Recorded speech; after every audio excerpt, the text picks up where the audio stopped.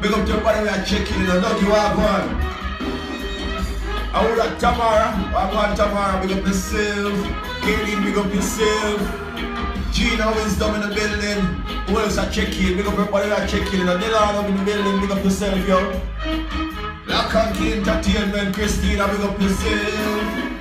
We're there, we're there. You all know it's all about Hot Topic Show. I'm me, man. Dirty John Frost himself. Joe me say, remember the people is free to be here, just share the life, share the life. Oi!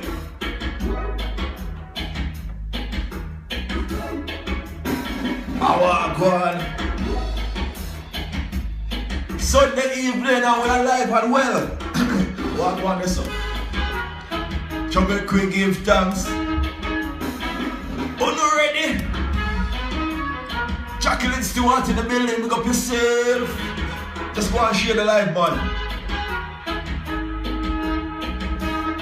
Keep possible, walk on. Tell and see, big up yourself, from Jenna. Big up yourself, enough love Africa in the building.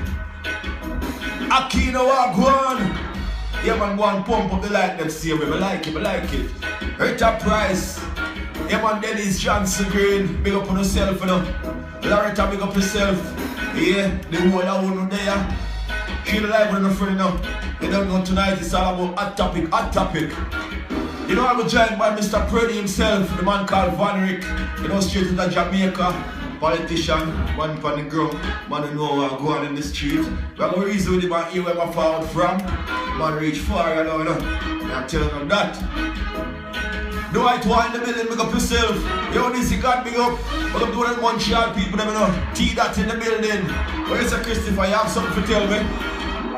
Show me, say. And the body.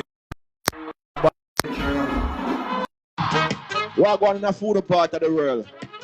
Over here, so still stay the same way, you know. From last week, nothing not to change much. We're still the panel lockdown. With the panel lockdown.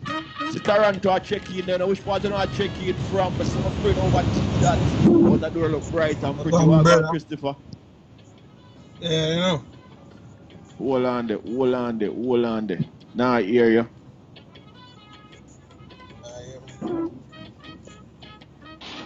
Come now. Yeah.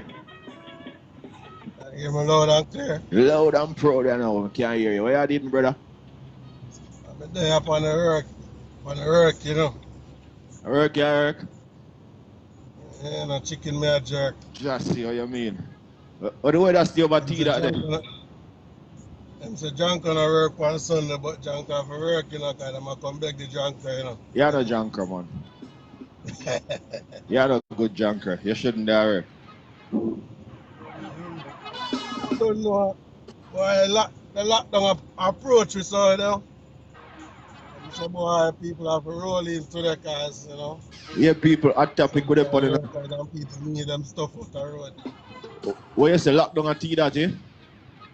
Yeah, it'll come in tomorrow, effect tomorrow. Tomorrow get effective. 28 days or something like so.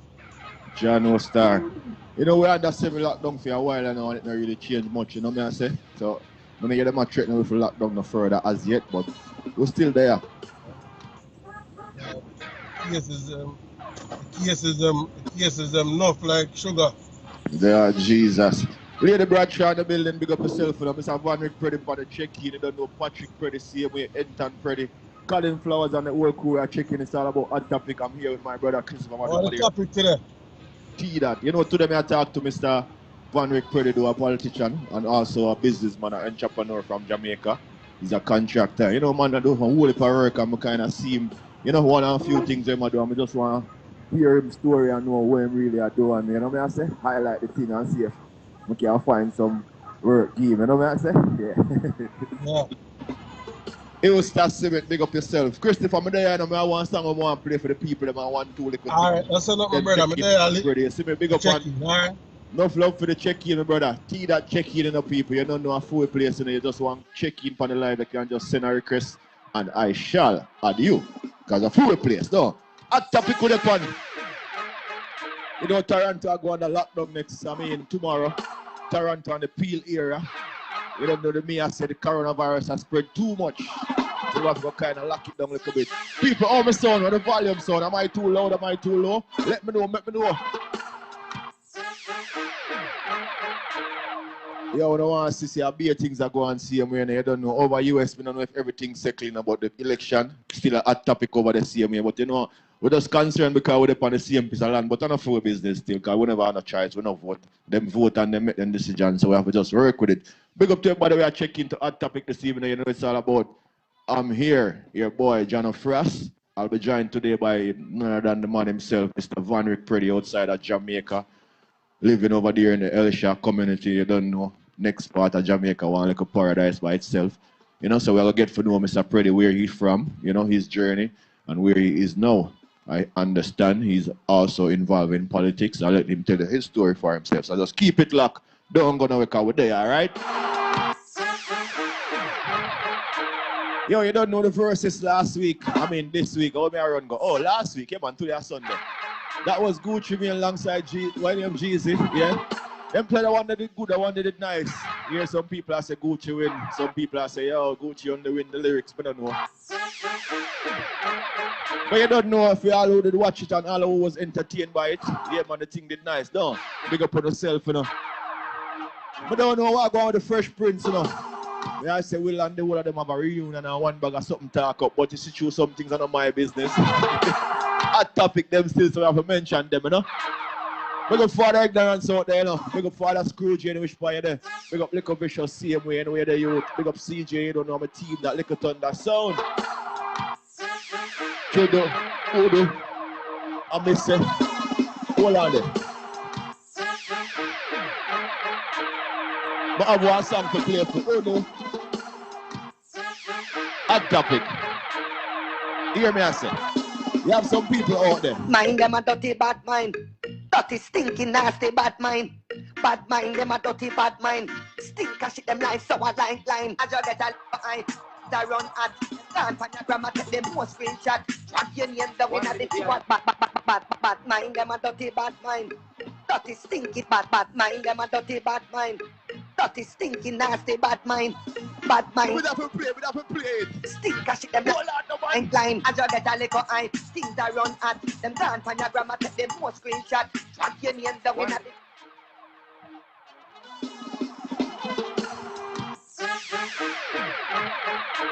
mind them a dirty bad mind. Dirty, stinky, nasty bad mind. Bad mind them a dirty bad mind. Stink a shit them like sour line. As you get a little eye, things that run at. Them can't find your grandma take them more screenshot. Drag your name the winner if you are like rat. And I tell people say you a big idiot. Fight your pan road and a cardboard black. What want me to sit over my body that? Tell them move out of my face and give one piece of slap. Bad mind them a dirty bad mind. Dirty, stinky, nasty bad mind. Good evening, people. I tell you, I like that little song, you know, because I tell you from what the things are going, you know. I don't know what I do to some people, you know. I don't know what I do to some people, but I love the whole of them same way, you understand? And I don't want to style nobody has bad mind. Elmo, behave yourself. Want to say play it again? No, I'm not play it again. I'm not too rude, because I'm swearing at and them something. And today is Sunday, and my mother not grow me like that. I'm not going to say I'm not good somebody. I'm a good somebody, Pitney. Big up Caroline, you know, on the check-in. Big up all of the people in the United States of America. Mr. Preddie there. All right, let me just jump on and reason Mr. Preddie for a bit and then we. Anything else me have to go on and telling them after, all right? I want to say good evening and welcome to everybody. We are checking on the live right now. You know, tonight, as promised, today we'll be discussing the life story, the journey of Mr. Vanrick Preddie. He is from South Manchester, you know, outside of Jamaica. Residing now in Portmore, Jamaica, same way, serving his community. You know, I say serving the parish of St. Catherine and also serving Jamaica at large because he's sitting in the seat of a, you know, member of parliament for his area. So Preddie just, yeah, you want come on, but I send you I accept, but I don't know what I'm going. So today, he'll be right here with us. You understand? To share his journey, to inspire some other youths. You know, I said to encourage some people who have a dream that no matter where you're coming from, sky's the limit. All right, there we go. I think I got it. Oh, watch the man bedded, man. You know you can't fall out on a live like mine with them bedded. I'm gonna talk about it. Mr. Preddie. What up, man? Go on, man. Good evening. Welcome, Mr. Vanrick Preddie himself, right here on Hot Topics. You don't know it's all about Hot Topics on every Sunday. I'm here, your host, your boy, John Frost. This is where we have reasoning. We call it, interview, but we more reason with the people and find out their journey, where they're coming from, what they've been through. And you know, I say some of the keys and the pointers that they will have for the youths towards success, which they have achieved so far. Mr. Preddie, I want to say welcome, sir, to Hot Topic. What's up, John? What go on? There, you know, cause everything good. I would say everything, you know. Most things minus COVID. Most thing good, but COVID out of the picture of good, right? Now the good book now have no COVID. Yeah. I want to say, before I start or say anything else, I want to thank you for, you know, accepting and, you know, taking the time out to spend with us this evening on the live Hot Topics. You know, we really appreciate it because I can't do this by myself. I need to have a guest and I need to have different guests all the time so that we can have different people getting inspired, you understand, and hear different journeys. So I want to thank you for accepting our invite, sir, and for taking the time out to be here with me. I really appreciate your time and your effort. Pleasure is mine, cuz. Pleasure is mine. Thank you. So, Mr. Preddie, what go on? Everything no good. Corona no good, but most other things good because you make sure it's life good, right? Indeed. You know, you have to just rise up every morning and give thanks for the other day above ground. And And from the moment your foot touch the ground, you know, say, yeah, you have to give thanks to the Most High. you have to give thanks, man. And I want to tell you, say, me, you know, say enough people out there appreciate when somebody like you rise another day, you know, because I hope that people you help, you know, and I hope that people know out there depend on you each day for your bread, you know. It's actually an inbound concept, you know. You know, as you know, my mother already, you know, she will have the last and give it. And when she gone, she said, me no have no more left, you know. And I think I take that from her, you know, because, I mean, she will have the last and she nah say no. And I don't know. That's the thing I take from my mother. And I feel that if I should stop what I'm doing, the Lord will take the blessing. So for the last cake, brother, for the last slice, Yes. wherever that slice pick up from crumbs must leave me, we accept that. Yes. So, you know, we don't want to jump the gun and you start mentioning mommy. You don't know. R.I.P., you know. But anyway, let's start from the beginning. So tell the people a little bit about Vanrick Preddie. Where you from? Where were you born? You know, your originality. I mean, where you originate from, where you grew up, your schoolings, you know, give you a basic rundown of the early life of Vanrick Preddie before you venture out into the work world. Well, as you know, I was born in South Manchester, of course, well, in Hargrave Hospital in Mandeville, of course. Yes. And I'm the 7th of 8 of 8 child. Yes, and you know, second to last. And I recall going to New Broughton Basic, and then New Broughton Primary, then Woodlands Primary. That's all in South Manchester. Right, and then Kraski Secondary, now high school. Yeah. Caledonia Educational College in Mandeville. Okay. And of which just recently my sister found a recommendation from the school that I graduated from in Cross Keys High School. Yes. And it was so impressive.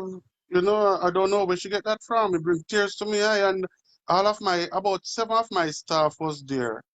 And Yeah. they are there, oh, that's why it's like that. Because the principal then, in that recommendation, put Right. that I always try to get things done. I always find things to do. I always try to help others. And whatever it is, they can always rely on me to get things going. You get And you know, it was, I don't remember it word by word, but it was so for impressive. sure. If my accountant was saying, what? So that means to say, we must not beat him then and say he's too kind-hearted because he is from birth. It's from birth. It's not new. Yeah, it's an inborn concept, brother. I mean, I know where I get this from, but you know, I just can't help it. But And that's then great. after moving from Caledon Educational College, I was supposed to do another semester, but it's my auntie that was actually financing my school, and I heard certain utterance, she could not afford it anymore. She did not say it to me to face, but I hear her talking to somebody about it. So I said, okay, time to pack and go. And that's when my sister was called on me and said, come, I have a job for you. And Yes. that was at tender age of 18, Jano. And trust me, I'm 49 now. And from age 18, I never sit home for 2 weeks and not working. Wow. It's my first job was at Okay. Patty King. Patty King. Okay, stick up in before we move to Patty King. Some people might just be joining and we're just starting. So let me give them a little synopsis of what we talk about so far. So we're on the live now on a hot topic with Mr. Vanrick Preddie, son of Manchester. Was born and grown in Manchester, went to New Broughton Basic School, then to Woodlands Primary School for who's familiar with Manchester. That's all in the surrounding of the Cross Keys area. Which afterward he went to Cross Keys, which was secondary school at the time, which is now Cross Keys High School. Then transitioned to Caledonia College, right? Caledon Educational College. Caledonia Educational College. So that was a synopsis of the basic of the early stage of Mr. Vanrick Preddie. So after whilst going to Caledonia College, you were being financed by your aunt. Yeah, man. And you overheard her saying that she can't afford it, she not no money and rare. So at that point, you have to make a decision, and then you say you're the seventh of 8 children for your parents, right? Yes. And so you have among the pack you have sisters and brothers. So it wasn't all Right. boys, it was boys and girls. So you have a sister named Rose, and when that happened, Rose reached out to you and said she had a job for you. So now Vanrick is transitioning from a little man, school days, into the work field. So this is where we're at now. So you say your first job when you went to stay with Rose was at Patty King. Yeah, Where's man. Patty King? What was that like? All right, cool. Anton and Patrick was working at the Patty King on Barry Street, downtown. Hold on there. Because, behind your reason, we know where we're going. So you have a brother, you have 2 brothers also that was in Kingston at the time, which is Anton Preddie and Patrick Preddie. Yes.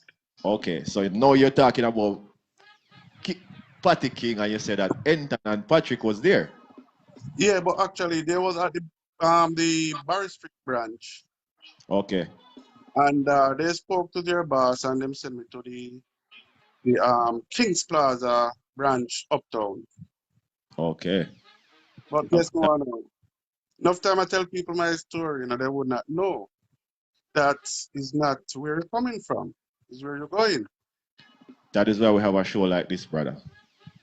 To encourage and inspire some other people. Perfect. So actually, after I leave and start working at Patty King now, I was working, I think, $130, $130 a week. Wow. A And week. you see that you want a 100 pair of shoes. You want a pair of shoes, you have to go arcade go pay down for it, 4 weeks time, I collect it. And we're talking about 130 Jamaican dollar, maybe in the game. Jamaican dollar a week. And that was in the 90s, right? That was 1990.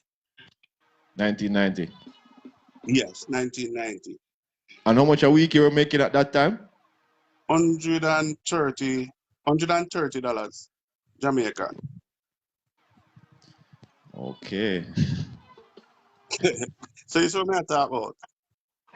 Yeah, so you said even to own a pair of shoes, you have to make a down payment Yeah, because the man, money. there was an arcade close by that there's an arcade close by that Enton and Patrick have links to, and a friend named Bonnie.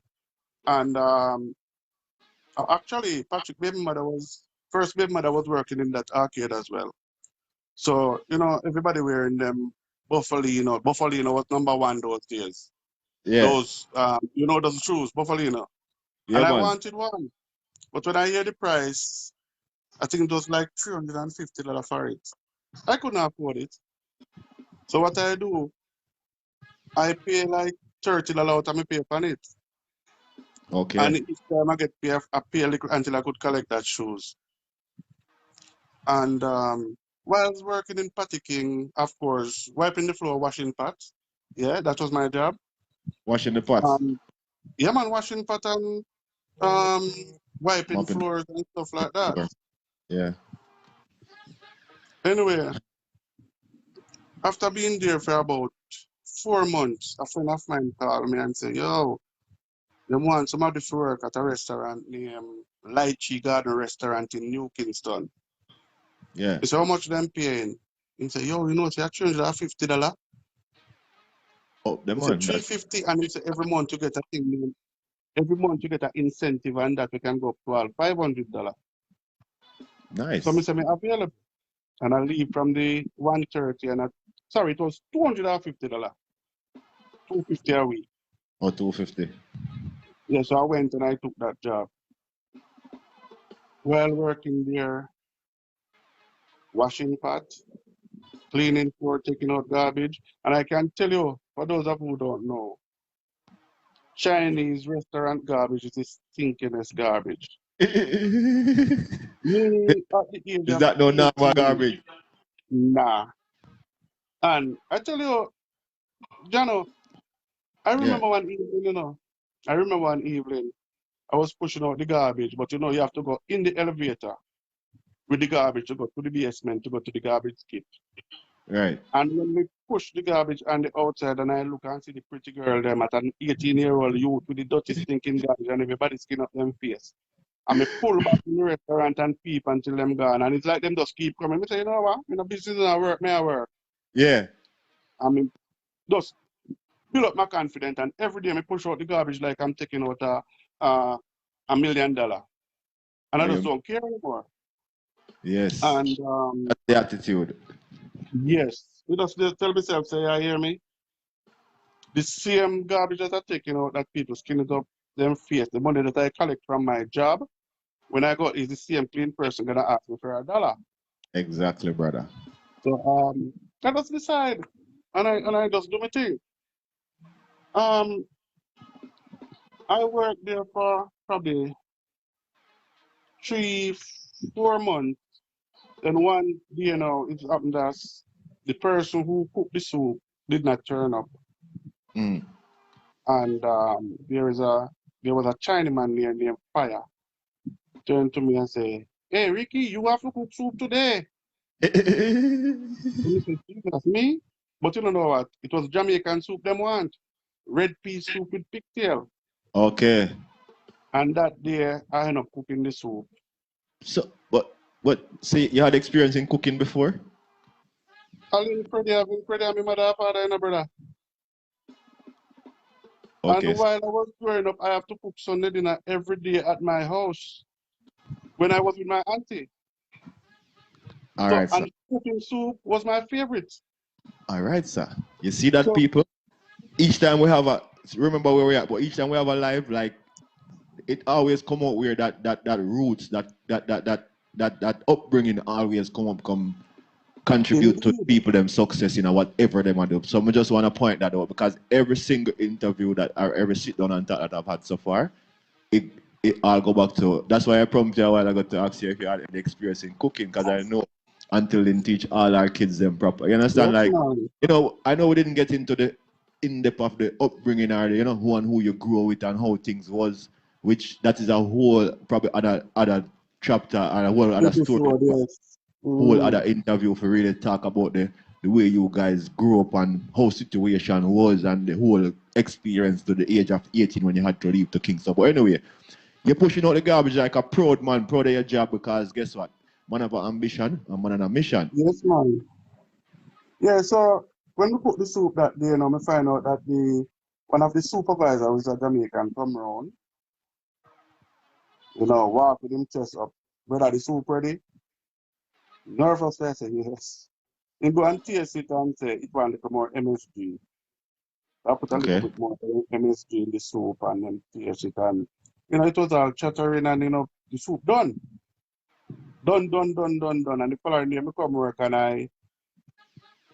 as usual, I start to my prepping because I also prep before the thing gets dirty because I have to clean up the place overnight. Yeah. And the Chinese man come and said the lady want to talk to me in the office. And I went down there and then said, a new man coming to clean the floor today and wash the dishes. You are now gonna be the soup person to cook soup. One ton soup. Yes. Somebody say, Pro- what? Them say yes. So from then on, me feel pay raise right away, you know. From yeah. $2.50 to $3.15, $3.15. And I say, 350. okay, cool. So $315 that is. By Three now, hundred which and fifteen dollars. we're still in And 1990. huh? We're still in Yeah man, 1990. 1990 got about. Yeah man, still 1990 because I left 1991 there. Early 1991. Okay. So I started cooking soup and serving soup for everybody now, and I mean the Chinese man now, there's a little one named Fa. A Chinese man named Fa. Yeah. They said that Chinese man don't eat from nobody. And that Chinese man, every day, Ricky soup ready? That Chinese man want me cook soup every day. That one about the soup now. Oh, Yes. And they said them love the soup. Them normally cook like a Wednesday they used to cook red pea soup. And them yes. have like chicken soup, you name it, vegetable soup going on. But I Different. find out that them change it up now. I want me cook red pea soup every day. Because more people come in for red pea soup. Them love it. Them love the red pea soup. So it go on until I feel now that, you know, time to move on again. You know, thinking about what next to do. Then we move on to um something happened and I don't remember exactly what happened, but it happened that we did leave and was home for like couple weeks. Yeah. And I tell my sister, I tell her some more about security because I want to make money. I can't sit down so. Yeah. They send me to guardsman. Guardsman interview me, say I'm too young. I'm too young. I'm not mature enough to be a security guard. So Rose called, my sister Rose called somebody that you know at a company used to name Dual Security. Yeah. Dual Security now is the same guardsman group of company, but different management. Different management. So that's where I went now and them interview me and stuff. So boy, you're too young, you know, but you look like you're mature in mind. We're gonna give you a try. So that's where we got to 4 weeks of rigorous training on the road with walking with dog, you know, the whole works, classroom and stuff. So after the training over like I think it was a Thursday, them get a call from ILO Tropical that they want change of security, they want fresh mind and young minds and don't want the group that is there now. Mm-hmm. So because they was training us to be store detective then, meaning Okay. plain clothes, they decided that all right, I'm one of the persons that's suitable for that job. But the very first day I went on the job, actually wear uniform. And the biggest joke with me being a security guard for the first day, very first day, First day. yes, is that when I went to work that day, I was wearing this in my uniform. And guess what? Because that's where I met What? my wife. The uniform. No, that's where I met my wife at the ILO. Oh, at the high But low. yes, but when I have on that uniform, I go on and I see her, this Indian looking girl with space teeth and stuff, and I go on and, keep on giving the eyes and telling people to her that I like her and stuff. The first day, If you, And she I'm said, just gonna say you just reach at the place, bro. Boss, you just get the yeah, work. You just talk reach like at that, though. Anyway, my wife responded to her friends. Oh, that little long MAGA security boy there, about him like me. You see, the next day when I go back, they say I have to work in plain clothes. yeah. So I didn't have an uniform that day, and my wife come on and, like she looked a couple of ways and don't see me, but she see me, but she just don't know that it was me. Because So you I don't said, have hi, any. go to get the device, and she run at the back and say to her co-worker, then, see the MAGA security boy what we talked about yesterday? Him actually look nice. So the uniform did mess me up on the first day, brother. First day, yeah. Uniform And the never rest do. is history. And the rest is history. I know most So time girls always like man in a uniform. I don't know what did happen to the when name dual security. dual Uniform. security, it is too baggy for me, man. It's too big. Uniform will never shut at all. Yeah. Anyway, cause after I leave dual security after a while, I just decide I keep moving. Up to now, I tell people that I was born by the river, so I have to keep running. I have to keep running, right? So after I leave I spent exactly 1 year at dual security. Okay. Exactly 1 year. And after I leave dual security, rose again. Take me to a gentleman named Clarence Carr, an inspector of police, Yeah. who took me and Patrick to Port Royal to introduce to Cabin Seafood Restaurant. And we took up the offer and started working there. And I worked there for a while, me and Patrick, until Patrick fall out with them and move on to a restaurant named Gloria's Restaurant, same place in Port Royal.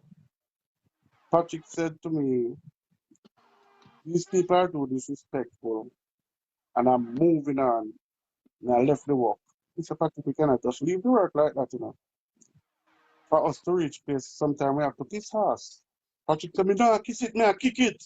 You don't know it. He was very aggressive. Patrick said, Vanrick, me nah kiss no ass, me, I kick it. Yeah. So I humble and stayed. And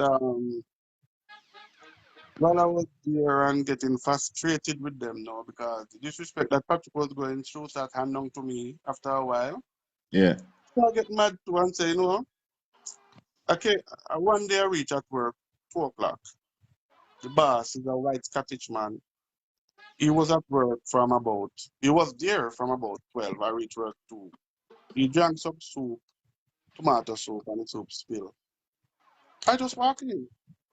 Mm. And he was sitting with some of his Scottish friends and he wanted to show his power. Look at me. Hey, don't take my soup spill. Come and clean this.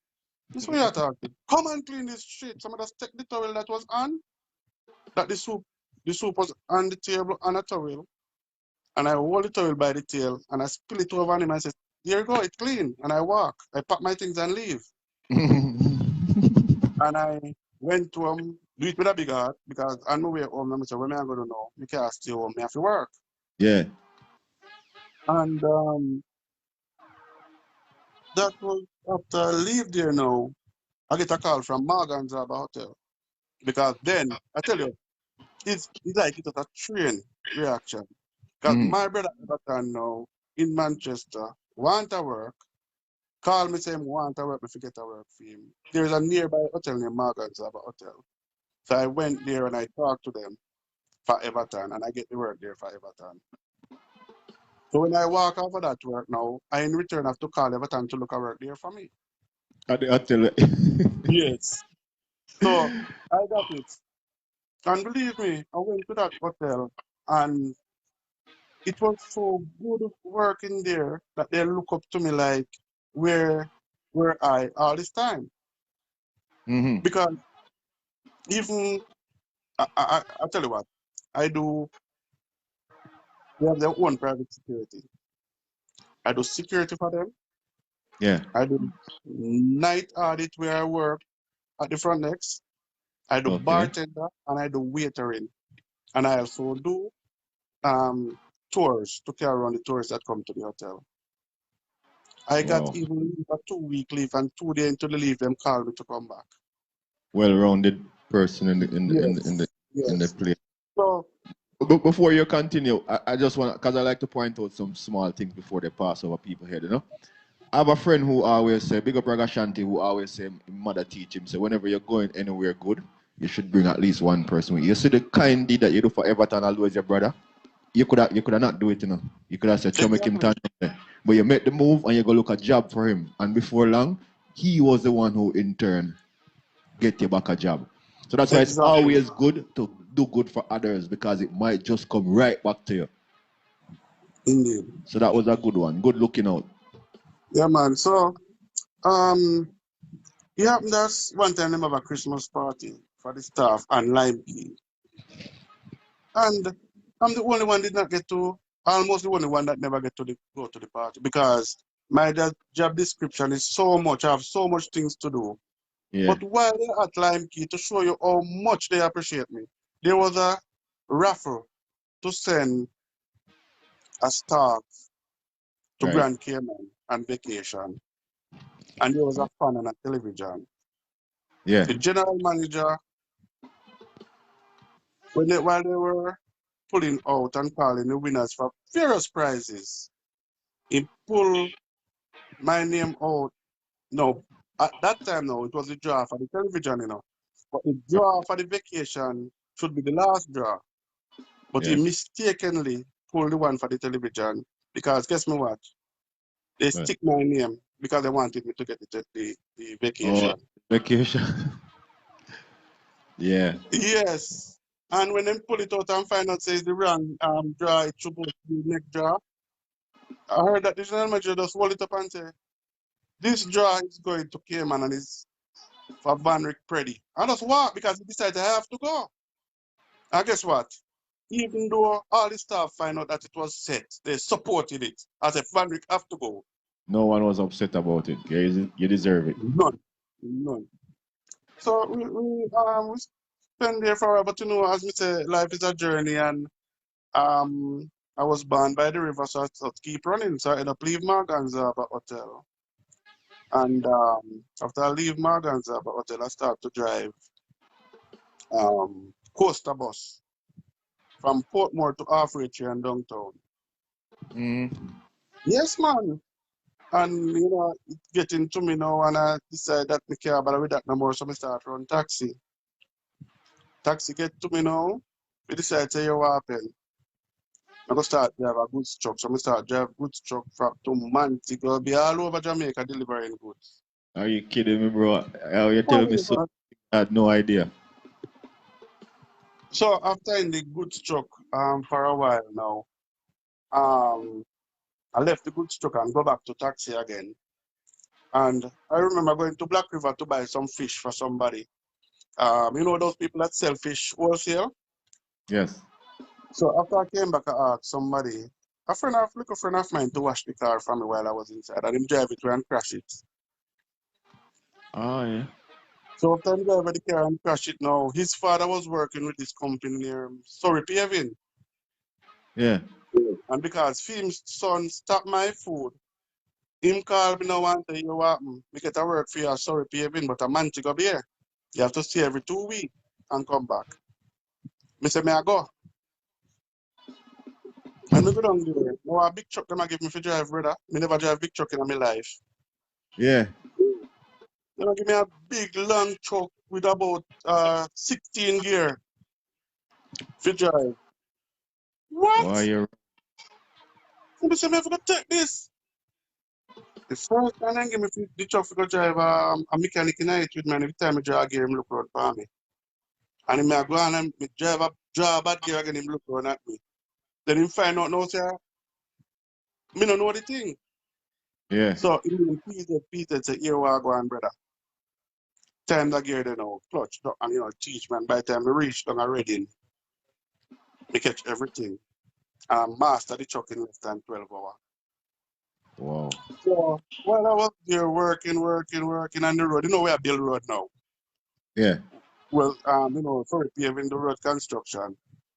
It happened that was like in 2002, 2003, 2002, just after the general election in 2002.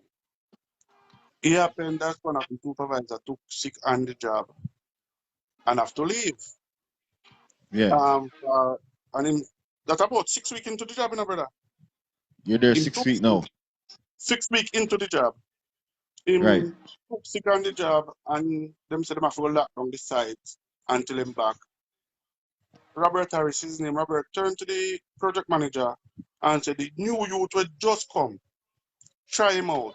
I think him can manage to Yeah. supervise this project. And them asked me if I can oversee the project while they oversee me. And the work that I got done in the 7, 8 weeks, he was off for because like a blood vessel in burst and I made after a while.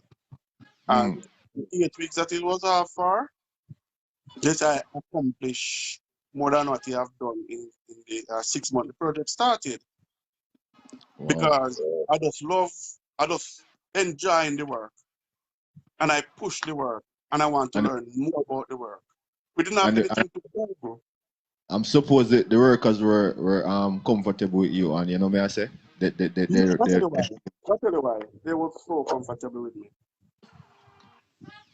I'm a young person. They were older than me by far.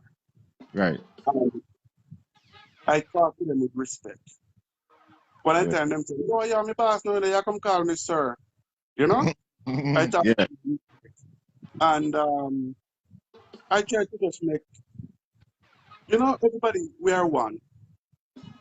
And when Robert come back, actually what happened when him come back at work, them take me from where he was and put me somewhere else as I'm responsible for that area. Okay, see. Move on from there, from project to project. We go to St. Elizabeth and Bill Road, all over Billing Road. And after the road construction kind of boiled down now, and them send me back to Kingston now. And I was operating out of the plant in Ferry, out by Ferry and Mandela there. Yes. New Era Homes, that's how New Era Homes come in now. Okay. Because New Era Homes was putting in a new batching plant, concrete plant. So that is about why here we at now. All right.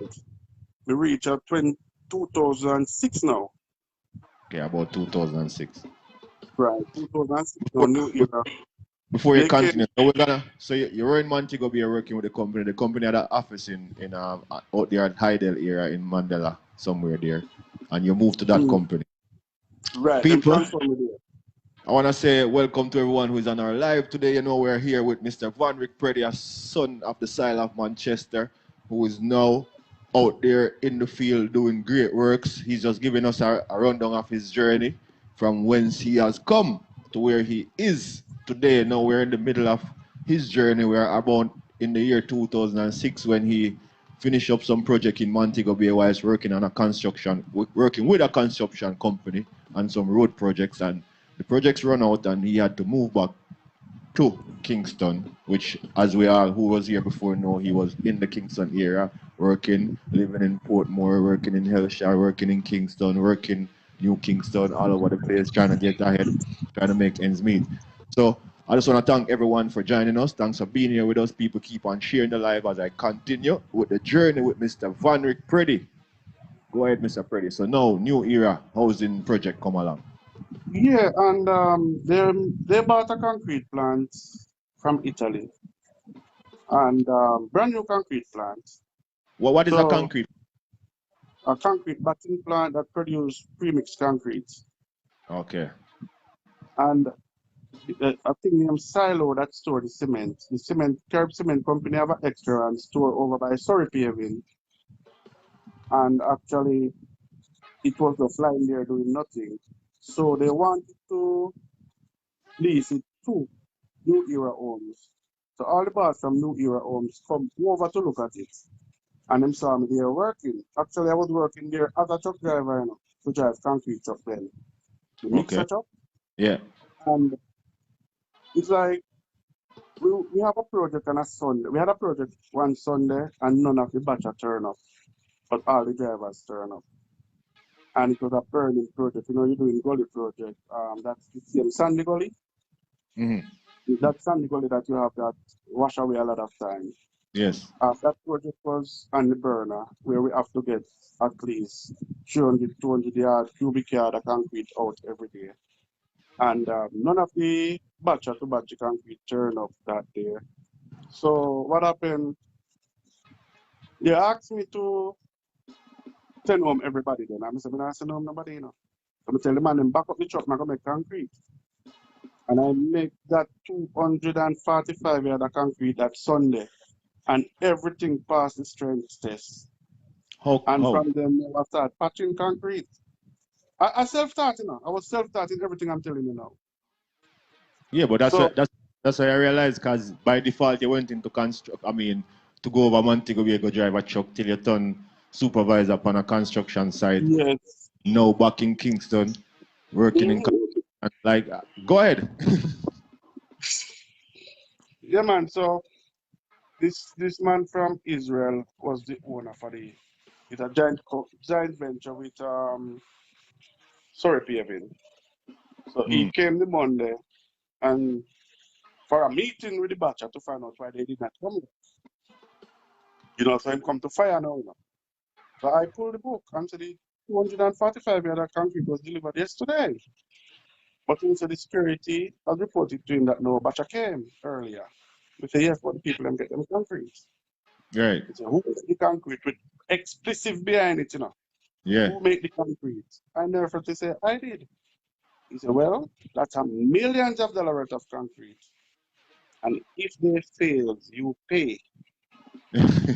So, they took cube tests from all the mix that go out. Right. And from the lab, he insists that lab test must be done. It's normally done 7, 14, 21, and 28 days. The 7-day perfect, the 14-day perfect, the 21-day perfect, and the 28-day perfect. He called me and asked me with an angry voice, how much do you get paid now? I tell him, you deserve more. I hung up the phone. That's it. And then from there now, these guys from New Era came and asked me if I want to come and work for them. I tell them no because I'm actually working. Mm-hmm. And they have about 5 trips begging me to come. So he said, you know what? From my work, I take leave, So what I did, I take sick leave. And I take vacation leave. Right. And I took vacation. Right. And I went to work for them for the 2 weeks. And after the 2 weeks up, I'm going to find a fault yet, but it's never too late. Right. So I sent in a 10-day sick leave. And I said about 10 days. I find out now that they're very feisty, but the truth is, the money was like 3 times what I was getting. Okay. And I said, you know what? My mother used to say that you can live with a lion and don't get a bite. So make me tough it out. And I tough it out in New Era until I find myself now. When they start gaining respect for me, and I tell everybody this, you see, if you have a boss that is too bossy and disrespectful, right, don't disrespect them, but stand up to them. Okay. Because if they find out that they can step on you, they will. They will. Whereas it was an Italian. I know they don't like our skin tone. And he have 6 trucks. but only two of them were suitable to start working. Right. And him asked me to batch the trucks them. So I send the truck and them keep going out, in and out. That's the workload come down more and them want me to batch two more trucks. I said to the guy who was supervising the pouring of the concrete that these trucks cannot go out, because they come from Canada and in the service. All the wheels they want to be inflated. They need servicing. You go and tell the boss the truck park up down there and I say, "Me nah make no concrete." So the boss come down and say, "You need to make the concrete." He said, "I'm waiting on the other two trucks." He said, "Those are my effing trucks, use them." He said, "Okay, I will." Because I know the tire them puncher. And the truck them want service. Yes. And it's a film truck and a film plant, so I must make the concrete. So I fuck up truck and make the concrete. As the concrete start, next time go and look at the tires and look at everything and say, "The truck needs servicing." He said, "But it's your effing truck, so I'm using it." He drive away from me and go up to the head office and he said to the guys up there, "You see that new guy that's working with me? I like him. He have balls, he don't have feet." He's kind of similar. And from that I start getting the respect and that's, honestly, I have to give him two wicked bucks one time I walk off of the job. Yeah. And because, he asked me to get somebody to work all the way from Ochi and say we'll put up the guy. And at the end of the day, when night come down and the guy needs somewhere to sleep, him telling me I must find somewhere to put him or take him to my house. No, I that know was something. I boxed him so hard and walk off of the job. And I tried to box him a second time, why? After I go back, because I'm double my pay to come back. oh yeah? So after that, them asked me to come back. Renito Adams himself called me. You know the Renito Adams? Yeah, man. I'm sorry. He was there. He was there, head of security. Okay. And he called me and said, "Boy, the company locked down for 2 weeks now. Them cannot do anything because everybody come messing up things and them want me." He said, "I'm not going back." And then call and ask for a meeting with me and then them double my pay. When them double my pay now, they decided, all right, I'll give it a try. So when you box him in the face, him never report it or anything? No, he deserve it. Oh. He deserve it. He never report it. Because the second time now, when me and him kick off, is after I build just completed three 15,000 square feet warehouses for them to start a new business. And each time somebody don't report to work and I would say, "Okay, that person or that person is not show for work today, So he said, "Why you keep on tell me who don't come work? You're the boss. You don't have to tell me anything." This day in question, no, a guy did not come to work, so I did not say anything to him. And he says, "Where is his wife?" He said, "He's not here today." "And you did not tell me?" And jump back in his van and I read his lip.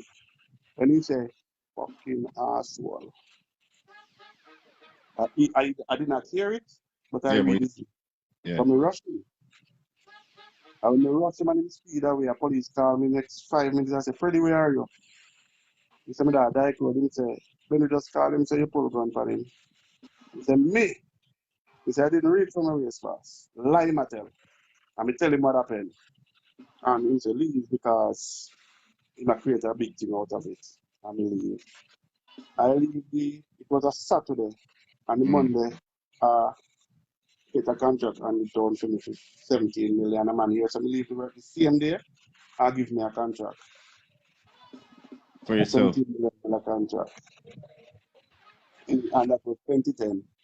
Stick up in 2010. Tell me something.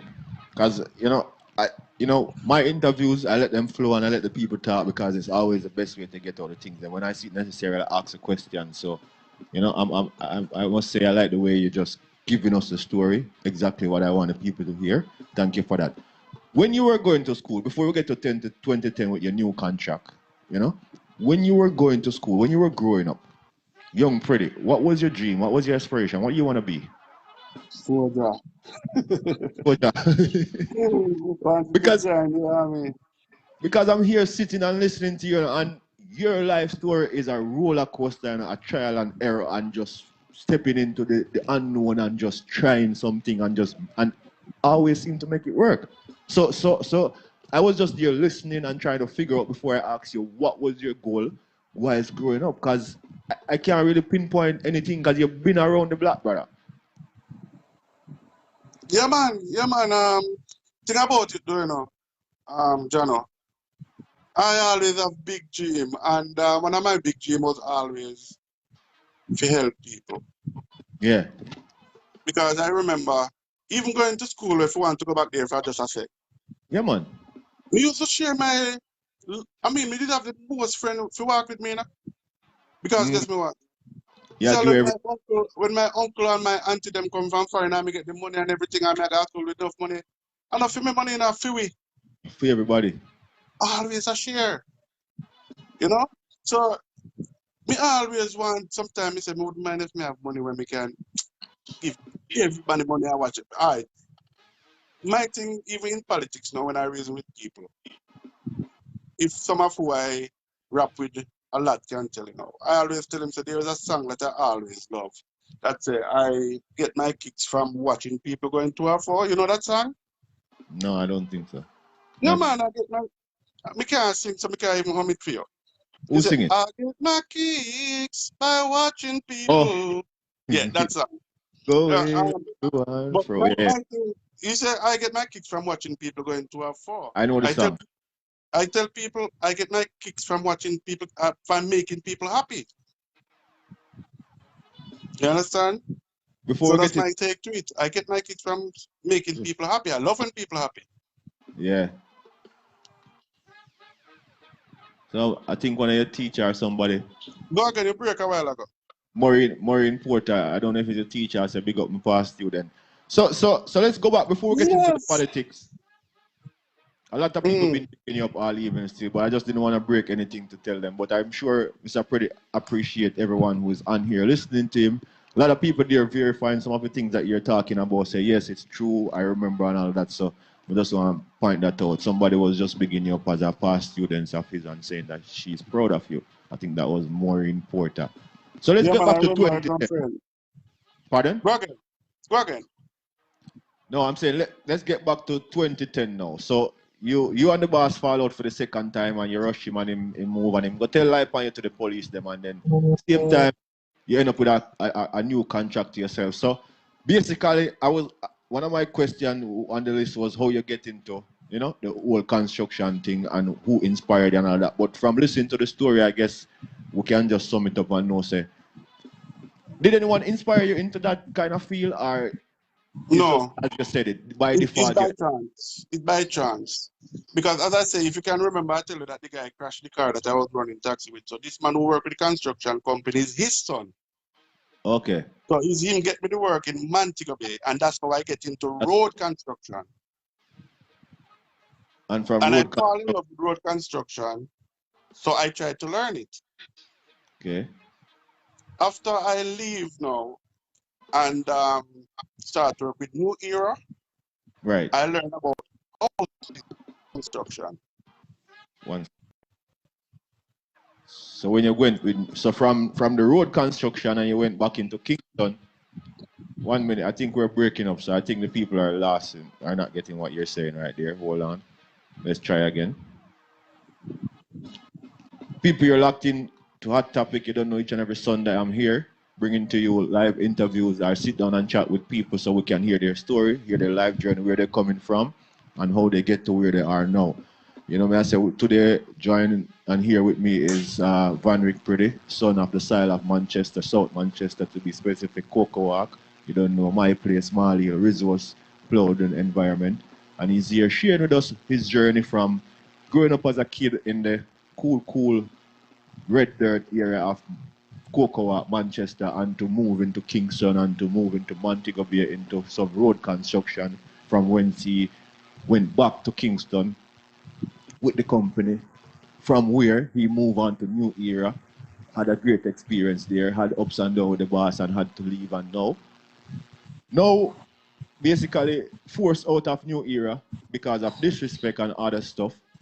he pack his bag and leave and was on his way home, get a call from a police with the boss telling from a police saying that the person he had the altercation with say he pulled a firearm on them. But anyway, I'm sure that was not true and that was cleared up. After that, as always, one more light come at the end of the tunnel for Mr. Preddie and he got a call.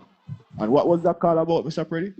Yeah, man, a developer called me to say, why me have my ears on the ground, you know, I'm here. So you finally left plenty. Me have a work for you. So I did give him a quote on that work already. And it was for 17 point something. I think 17.5 million. So I can take it on. That was the same. Left this Saturday and he called me this Saturday evening.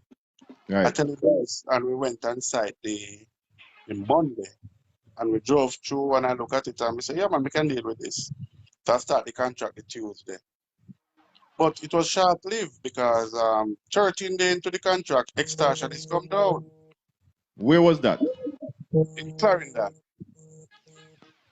So the extortion is them come now and early out. And I tell them no problem, them can get work. So I give them some work. I mean, them have, it's an extortion, isn't it? And them have front-end loader, them have roller, them have truck. And I tell them Wow. I can have all this equipment. Anyway, he tell me that he want $250,000. And the 250,000 for my brother, you don't know if every fortnight more 250,000 for me, 100,000 for my brother. It's a few of it's a security. Plus, they have to have people working on the contract also. Plus, they're exactly. Anyway, the first fortnight them work, their bill come to 850,000 with them equipment. And we just tell myself, say, you know what? I'm not going to continue with this, you know. Because if I'm going to pay a man so much money, and I have to pay so much for extortion, I have to pay it. So you know what we did? We decided I'm going to leave. I'm not bother with the work. So what I did, the 250,000 that the 250,000 that I gave him before, Right. I just subtracted from him legal bill, and I give him 600,000. When I carry the money, if you don't give the man enough, the man called me in some creases or corner, Maple, reach at the gate about $1 million man there at the gate. I said inside the boss, I have to go inside to him. Me him alone inside. So I give him the 600,000. So he say, I know what this for. I say, now your bill? He said 850,000 bill come to. I say, yes, but remember that I give you 250 before. He said, no. But me well know me I do, you know. Yeah. He said, no, but that he said, no, but the 250,000 on the panda bill that a fee security fee. He said, they not that if it explain to me, man. All right, here what? Office not open today, you know. So I'm going to start it out and make you get it when we come down. That was the Friday. Right. So I say, Monday when we come, you will get it. But we don't know what my plan. The Sunday morning, early, just go take up container and everything I cut. And him get him 600,000 plus him 250. He not get back the money.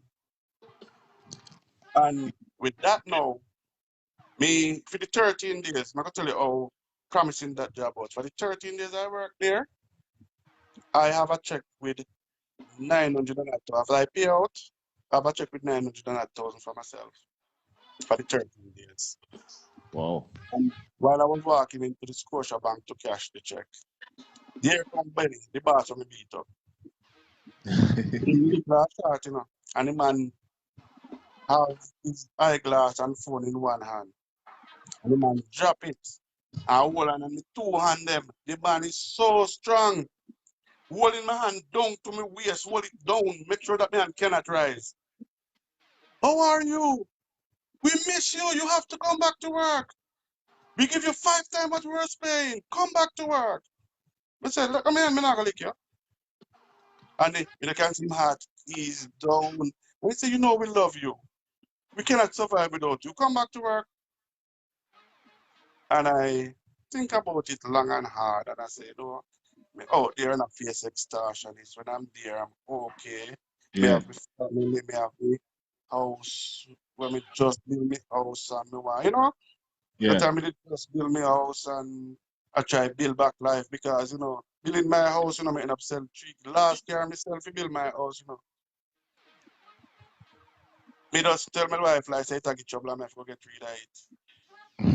And get rid of it and get some money to finish up the house and go buy a little car. When I come home, them ask me how me fit in that little Suzuki Swift. Me say, I try it and before I buy it. So, me end up selling people and build the house and I think about it. More and back a vehicle, more and do that. The job is steady, the money not bad, you know. Right. So I went back now, but when I go back now, he promised me that he don't know me, he don't see me.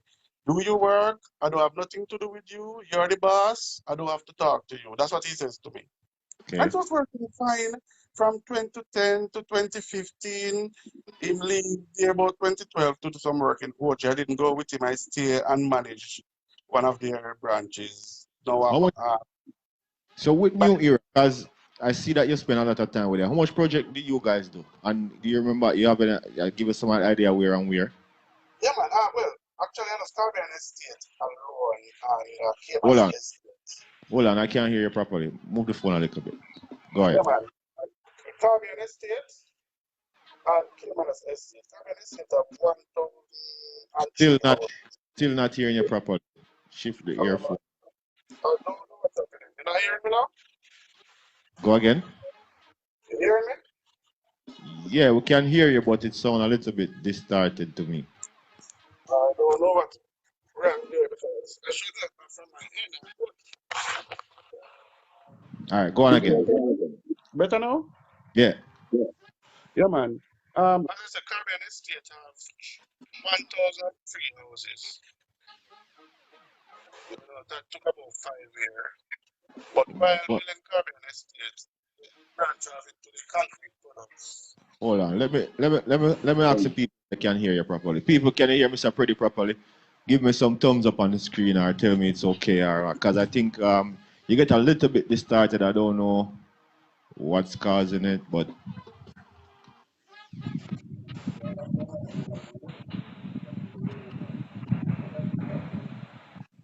yeah, man. Good evening to everyone who checked in. You're locked into the Hot Topic Show. You don't know it's about each and every Sunday. Yeah, they can't hear you properly. Each and every Sunday, I'm live right here on Facebook. Your boy, John Frost. You know, we sit here and we talk to someone about their life story, their journey. It's a good program where you can, you know, sometimes we're adults, so you might hear 1, 2 swear word, but it's a good program where you can have your kids sit and listen to see that, you know, doesn't matter how successful you see one is, there's always some rocky road to the journey of success, and it's always good to hear another person's story because no two persons have the same situation or the same story to tell. So each and every week we sit back, we listen, and we learn. Mr. Preddie, let's try once more to see if the people can hear what you're saying. Yeah, man, I'm here. Yeah, man, good. Better? Go on again. Let's try this now. Yeah. So Yeah, man. So we're You talking getting about me? the projects that we're talking about the projects, how much projects and where you can remember you did with New Era. Well, as you know, New Era is a developers of communities, houses. Yes. And I joined them at Caribbean Estates, where we did 1,003 houses. Then we move on to Cayman Estate. 1 second, Mr. Preddie. You know what I'm gonna do? I'm gonna cut you off when you just send what the request are. I'll just check if the request is still there or we do it. Because sometimes it just happen like that. Each time you start talking, then the voice trail away and it become distorted. So let's try to rejoin the live and see if we'll have it better. So now we're at, so okay? Pop, pop, pop, pop. Yes, people, we're here, we're live. You don't know, it's all about Hot Topic once more. Each and every Sunday, we start at 2 p.m. And we have a conversation and sit down and reasoning. We call it interview, or if you want to call it review. We talk about the life story, the journey of whosoever the guests we have on live. Today we have with us the man from the side of the Manchester itself. We don't know Mr. Vanrick Preddie, outside of Cocoa, Manchester. Now residing in Portmore, Jamaica. We don't know doing his thing. Mr. Preddie is a construction worker, a contractor, a developer. He's also involved in the politics, you know. As he has said before, he's a man of the style of Manchester who grew up knowing one and only thing is to help others. He was always reaching out to others, helping his peers, helping his friends.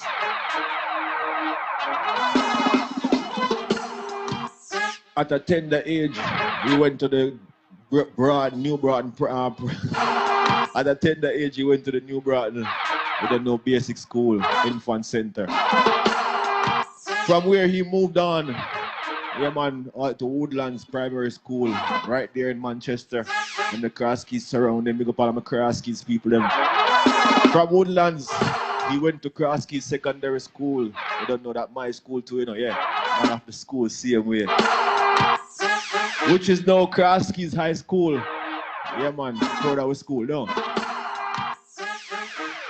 After leaving Croskeys High School, he went to Caledonia Community College, I think it is.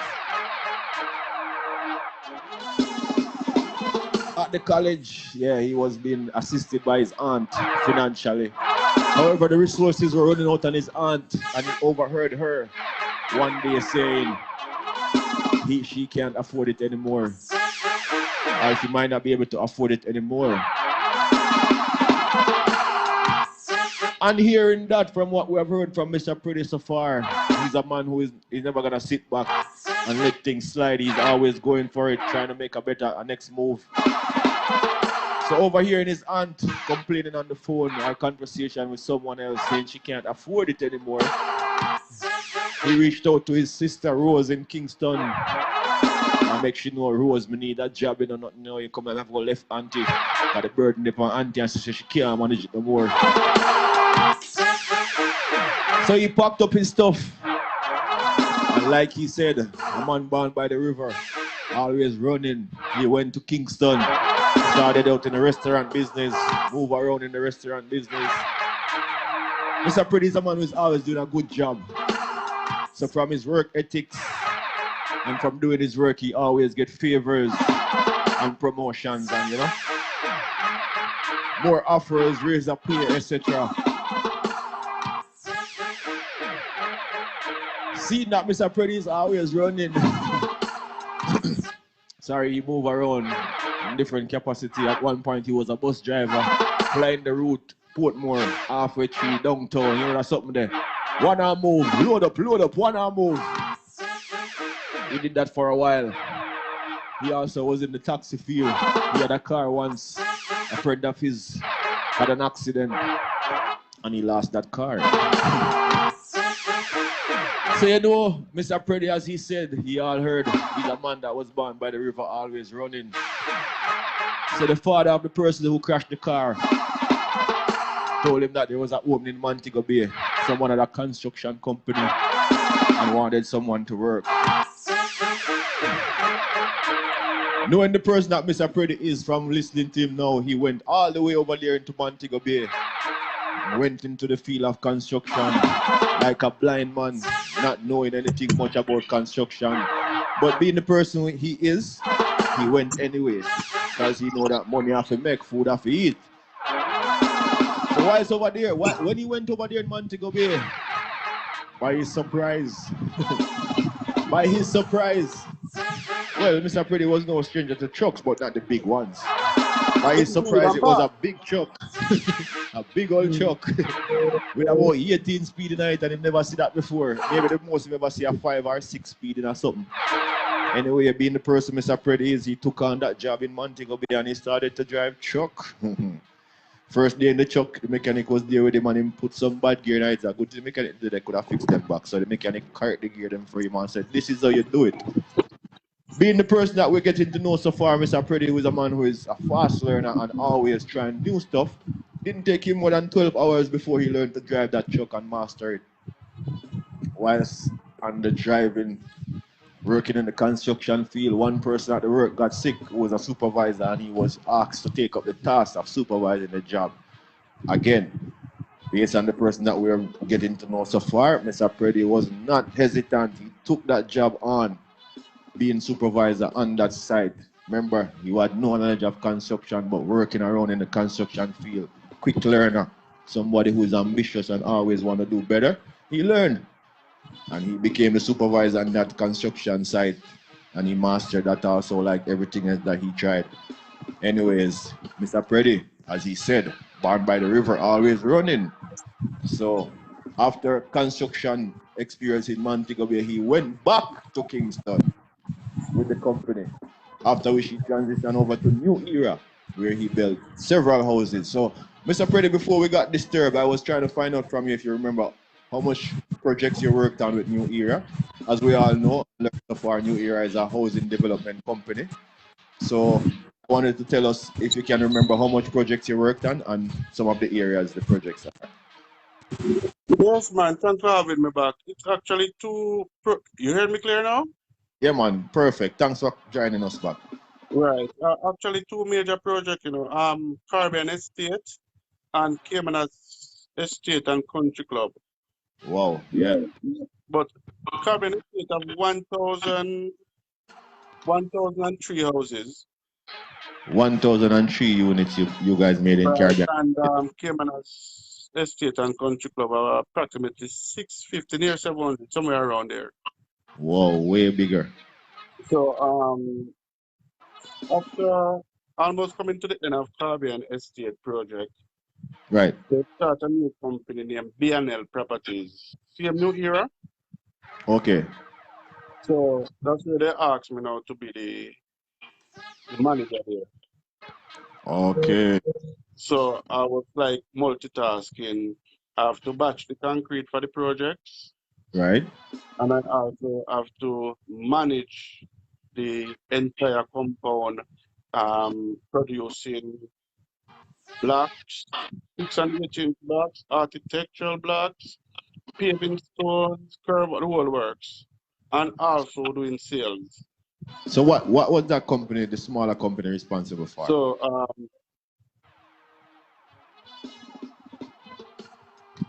say that again. What was the smaller company? What you said the name of the company was that they formed under New Era? L. B&L Property.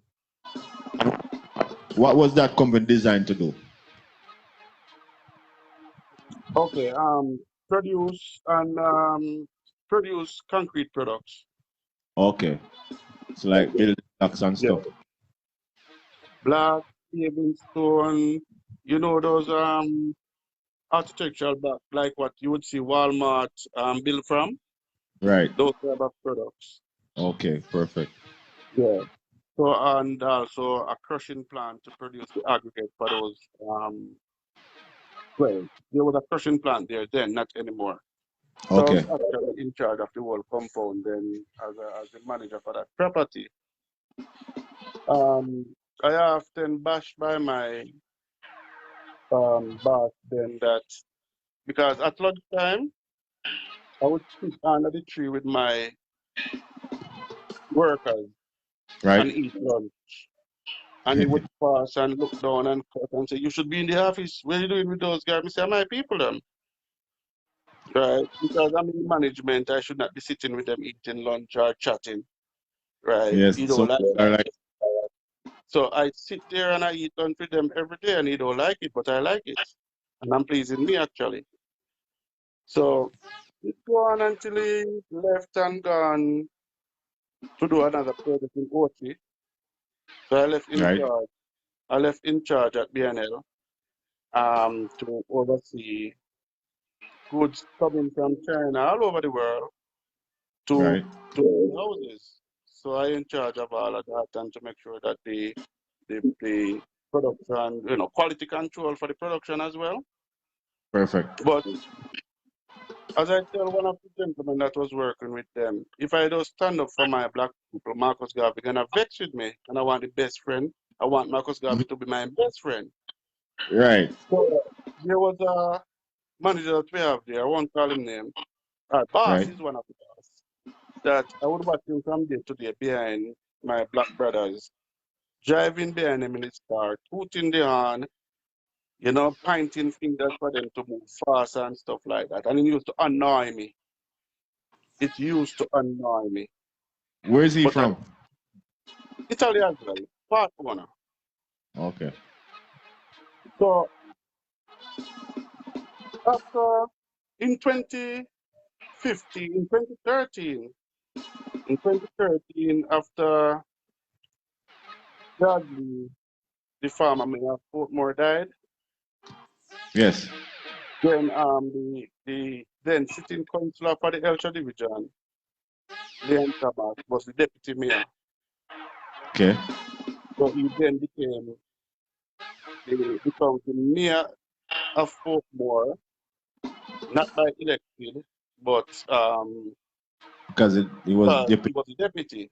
Yes. So not until another election run, Before. then he will be elected. So he still stand as a councillor then. So what about 3 or 4 days after the death of Charles Lee, I got a call. They said that they want somebody to replace Leon Thomas as the councillor for the Elcha division, and I'm the most suitable person because I'm like one of the most household name then. I say I will think about it. Hold on, stick up in. We're getting to the politics, which, yes, I like it. But remember, you mentioned that when you leave at New Era at one point, someone called you for a project, you went on the project, but then the extortion came about. And I'm asking, yeah, and I cut. And that's when you went back, when you were about to deposit a check, you went back to New Era. And from there, New Era opened a second company, which now you're with L&C. That's it? B&L.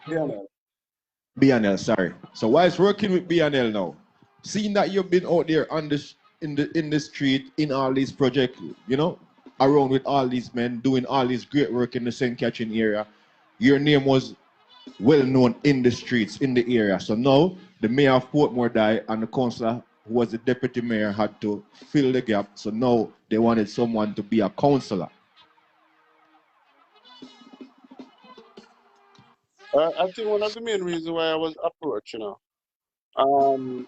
before I become a councillor, I always do community projects. But were you into Always do politics before? community projects because no, but I always been around them. For Okay. instance, the community that I live now, Right. the road once was in deplorable condition, and every day I hear that when the residents slow down in certain area, they would get robbed and stuff Okay. like that. And I could not stomach that. But that road is actually not a parish council road, it's not actually, it's a private road leading to the scheme. So we Okay. could not force the government or the council to repair it. So I decided that I would not like to in my bed and hear that kill or rape any woman on that road On that while trying to street. get home in the night. So what I did, I came up with the idea that I'm gonna put on a fundraiser. And the fundraiser that I put on, I wanted to fix the road. I asked the residents, the leaders of the community then, to get some quotation on how much to repair that road. And then they went and get quotation from 3 companies for like 3.1 million, 3.5, 3.7. That was where it was. Right. And I said, okay, I want you to do that because I want to do the road, but I want to know the real cost Okay. for the road. Yes. So I went and I put on the fundraiser and I call it Preds, Preds, Predz, Yeah. Preds Family Fund Day, and was it Preds Jerkfest and Family Fund Day. Okay. And I seek sponsors and I get help and we put on the thing and it was very successful. At the end of it, we make over $1 million. Wow. Good. And I say, okay, I will put 550 of my own money to it Okay. and I will lend the community an extra 50 to realize what we want. And then I asked the councillor, the then councillor, this is now that is so Michael Edwards Fisher. Okay. I tell him of my plans and I asked him if he could donate some more. And he did. So when he come and see, you know what the road was like, and when he come and see the finished product, and that Right. I spent 1.1 million to do it. And it's the people like you we want in a politics, you know. And then whenever them have any political event, they have, I would actually voluntarily go to the events and we're going to conference at the Right. um, at the national stadium. If we're going, if the Right. national party goes to conference, I would Right. actually drive my vehicle and fill it up with sometimes 150,000, 200,000 hours of liquor because I say make people them to feel good. So from then, the MP, secretary, the council, everybody has said, yo, man, like this one run with. So I kind of jumped a while ago to Yeah. reach into the politics, but I was not there yet. Okay. Because before all of this, I was working in the youth here, as I said. But I didn't like how the boss give me to work for them. And it always aggravated me hard. And I say I want something to I leave think because I can't bear to see. go say that again, because I think we were going back to the place where we're not hearing properly. But say that again. So we're Okay. reverting from the politics a little bit. You're going back to new era. Right. You hear me better now? Yeah, I think it's better. Yeah, man. And I just couldn't afford to sit back and see how them deal with the boss, rush the staff, call them names, and stuff like that. So after them asked me to run the councillor, this time now I accept it. But Okay. after becoming a councillor in 2016, November 28th, I find out that the salary that I used to enjoy is going down. They cut it, and then cut it until they put it in half. I don't think And we're hearing properly. I hear most of what you're saying, but try again. oh, you getting me now? Perfect. Yeah. Yes.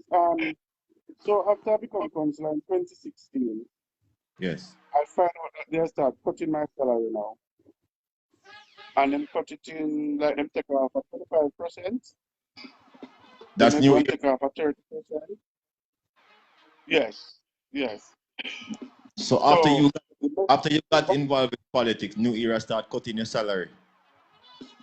yes. Until I have more time for politics than the work. So and at the same time they were kind of obligating me where they deal with my fellow black man. You hearing me clear? Yes, we're hearing you clearly.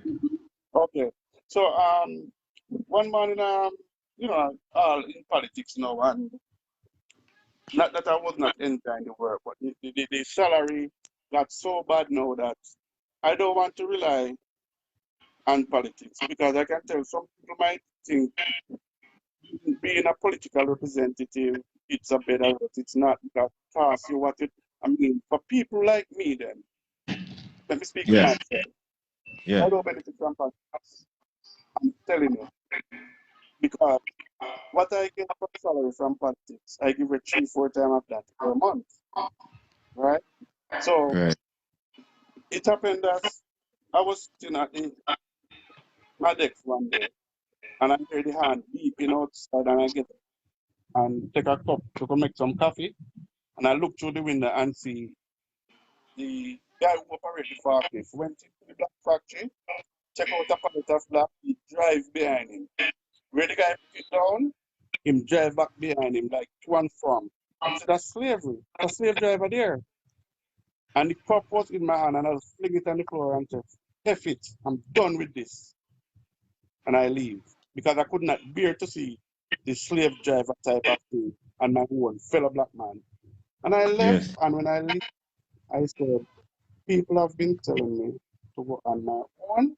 This is a chance to try it. And Yes. I immediately decide, say, listen, I'm gonna start doing this. Before then though, I used to do my work on the side. Like someone would call me to do some paving, because I do a couple Yes. schemes before. Because I do a couple asphaltic, I developed an entire scheme in 2013 before I become a politician. I do a lot of work in that field, but I did not Right. register the company. Yes. So I decided to register my security company, and I decided to register the construction company. And so I decided to leave and say, look, I will not die. My family will not hungry. I'm gonna live and start all over again. And to God be the glory. Right now, I can tell you, I pay out every 2 weeks I pay out salary that is, make me feel proud. I might not enjoying it now, but at Right. least I send out a party happy family every 2 weeks. You're putting food on some other people's table for sure, which is one of the things that you 40 like. of them, 40 of them I employ full time with me right now, 40 odd. right? And yes, and the business is growing. And I make sure that every fortnight, if I don't eat, if I have to park my car, I make sure that everybody get them pay, right? So I actually have a company now doing construction. We have a couple projects going now. The security company is slowly growing. Just need some push. But the thing about it, I not getting the salary. Now I'm getting my income. And it is awesome, Great. right? Because Yes, sir. how good I feel every 2 weeks when I see the smiling face leaving my office. So I'm actually happy that I can feed people and stop asking people to feed me. Because I do it in Good. a good heart. Those people who work and they don't want to see you survive with what they pay you. But I bless every cent that go to my staff now. I pray for them and I make it people working for me now that telling me that like one particular guy look at me and say for the past 17 years he's the happiest he ever been because it's Right. like a family now.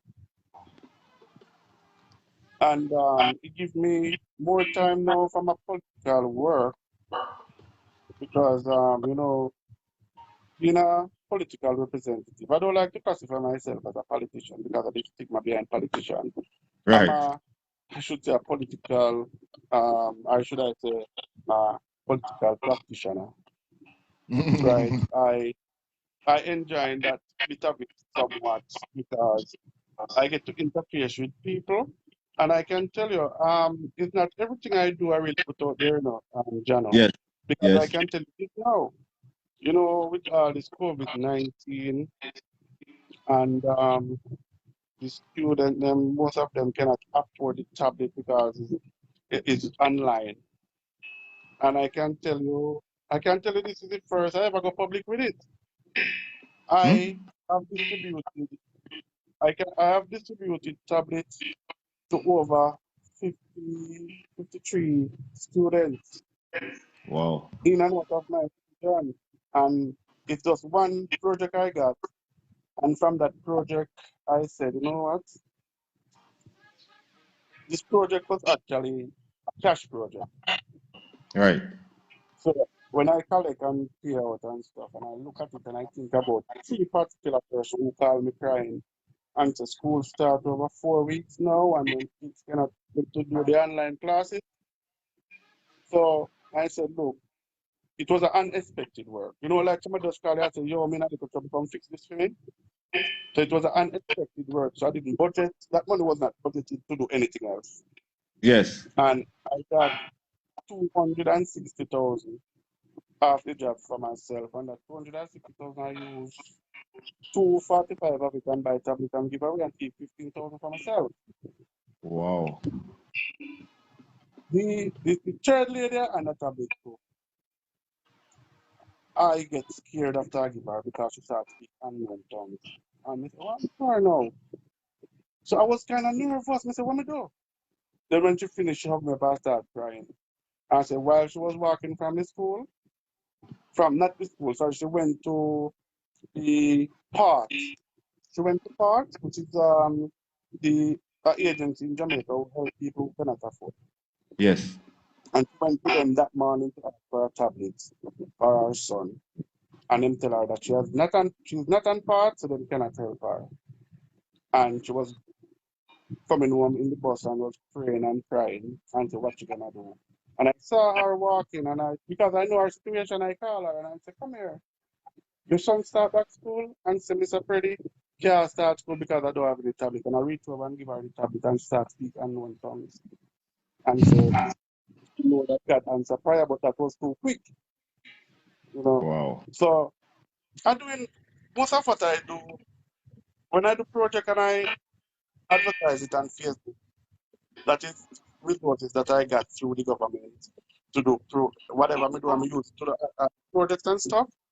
But when I do Right. my personal with the care packages to give people out there, and Yeah. a lot of people with those pictures and posts on Facebook with them giving the needy stuff, I don't join that. What I do it from my heart, so I don't want the world to know.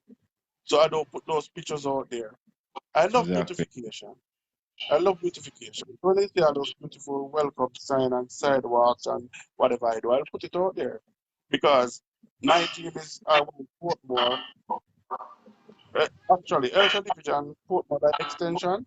I want it Right. to look like when I travel overseas and I see these beautiful curves and those swales and those well kept verges.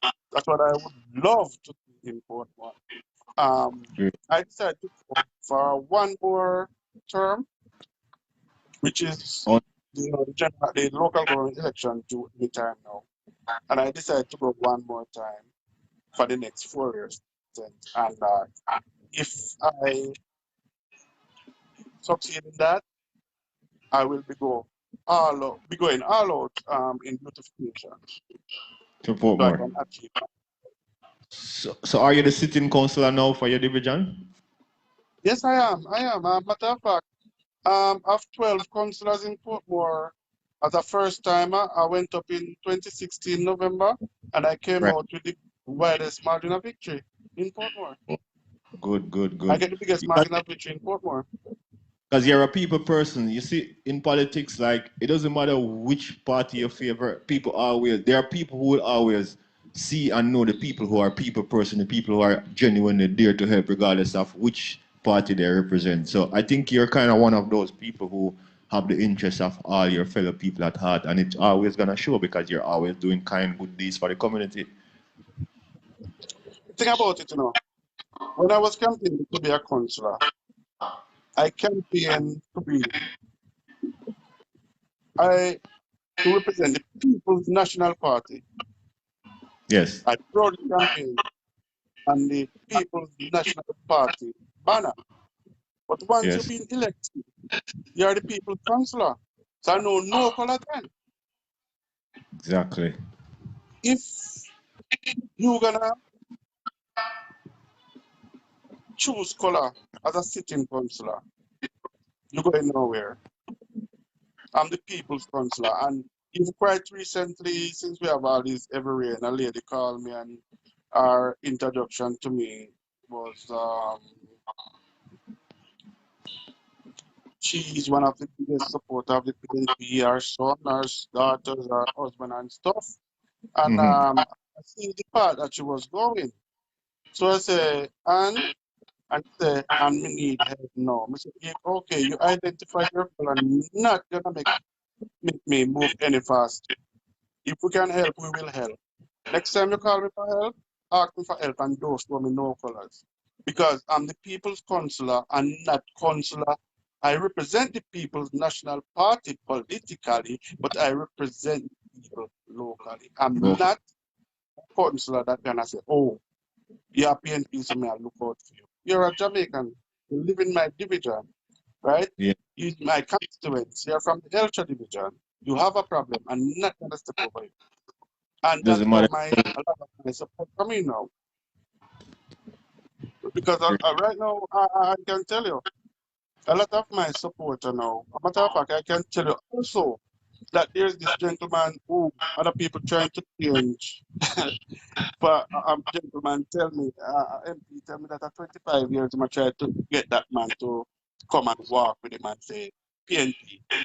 Yeah, And I remember when just coming into politics, I was standing and talking to him one day, and a gentleman come and say, "No, but I try with him. I never write that on him can't change." I said, "Me not try to change him. Just a reason with him." mm-hmm. But I know each time I go in this area, the first thing that man come over and say, you want a room temperature water or you want a jelly? Until that man just call me one day and say, you have any of your shirt or want to wear? And the first 27 years, that man was on the campaign trail with us the last election. Yeah, because the man is campaigning for a cause. Exactly. He said, what you have seen from me is what you have been looking for from everybody. I did not ask him to join me. I didn't even run it as jokes why you join me. I said to him, I respect your position. You are a member of the Jamaica Labour Party, and I respect your position. But at the end of the day, I'm gonna become your councillor. That's what I tell him Yeah. before I become a councillor. Because And he at the end of never the leave day, me alone. at the end of the day, if he party win and he don't have a representative to look about his community, he's still losing. So it's okay to find somebody to represent your community. Exactly. And listening to someone like you sound like a well-rounded person where it doesn't matter which party you're in or which party you're represented for politically, you will always represent your people. So if it is that you have to go on the Jamaica Labour Party side to hold a seat so you can make your people life better, you will do it. Yeah, I know. Thanks. Ask your mom to turn it off for me. Sorry. My son. Man. It's something that it's not. I tell you, I love serving people. You know, that is first and foremost. I love serving people, and I love when people are happy. I'm not going out there for the hype, right? Yes. There must be some substance, right? And I go so deep sometimes to get things done, and then the reward from that, you know, I can tell you, even Friday I went to the office to sign off on some documents that the staff can come to. Some of my sister and some others come to sign off on. But prior to that, I wasn't feeling well. Yes. And some people come by from the high school and said they was trying to reach out to me and I did not pick up. And one of my staff said that he's not feeling well, you know, he said it's hurting him from the other day, like him have some pressure, so taking it easy. Yes. That was the Thursday. I could hear Friday, you. I get one of the Friday. I went to work and see one of the biggest get wish basket and stuff like that. You know, people showing their appreciation, right? Because I mean so much to them. You know, so Yeah. that's how I actually enjoy my life. And right now, we're going into another election now, and I have nothing to worry about because I'm always there with my people. You did I'm your always job. there, and because I'm a grassroots person, you know, funny. There's this lady who jerk chicken back and sell on the roadside, and sometimes you will see me sitting on the sidewalk and beating my chicken back, and me I'll get a phone call from an official. Brother, you know, look good, you know, if you long as I chicken back. We say, you send my people in there, though. That's there with the people, you know? Yeah.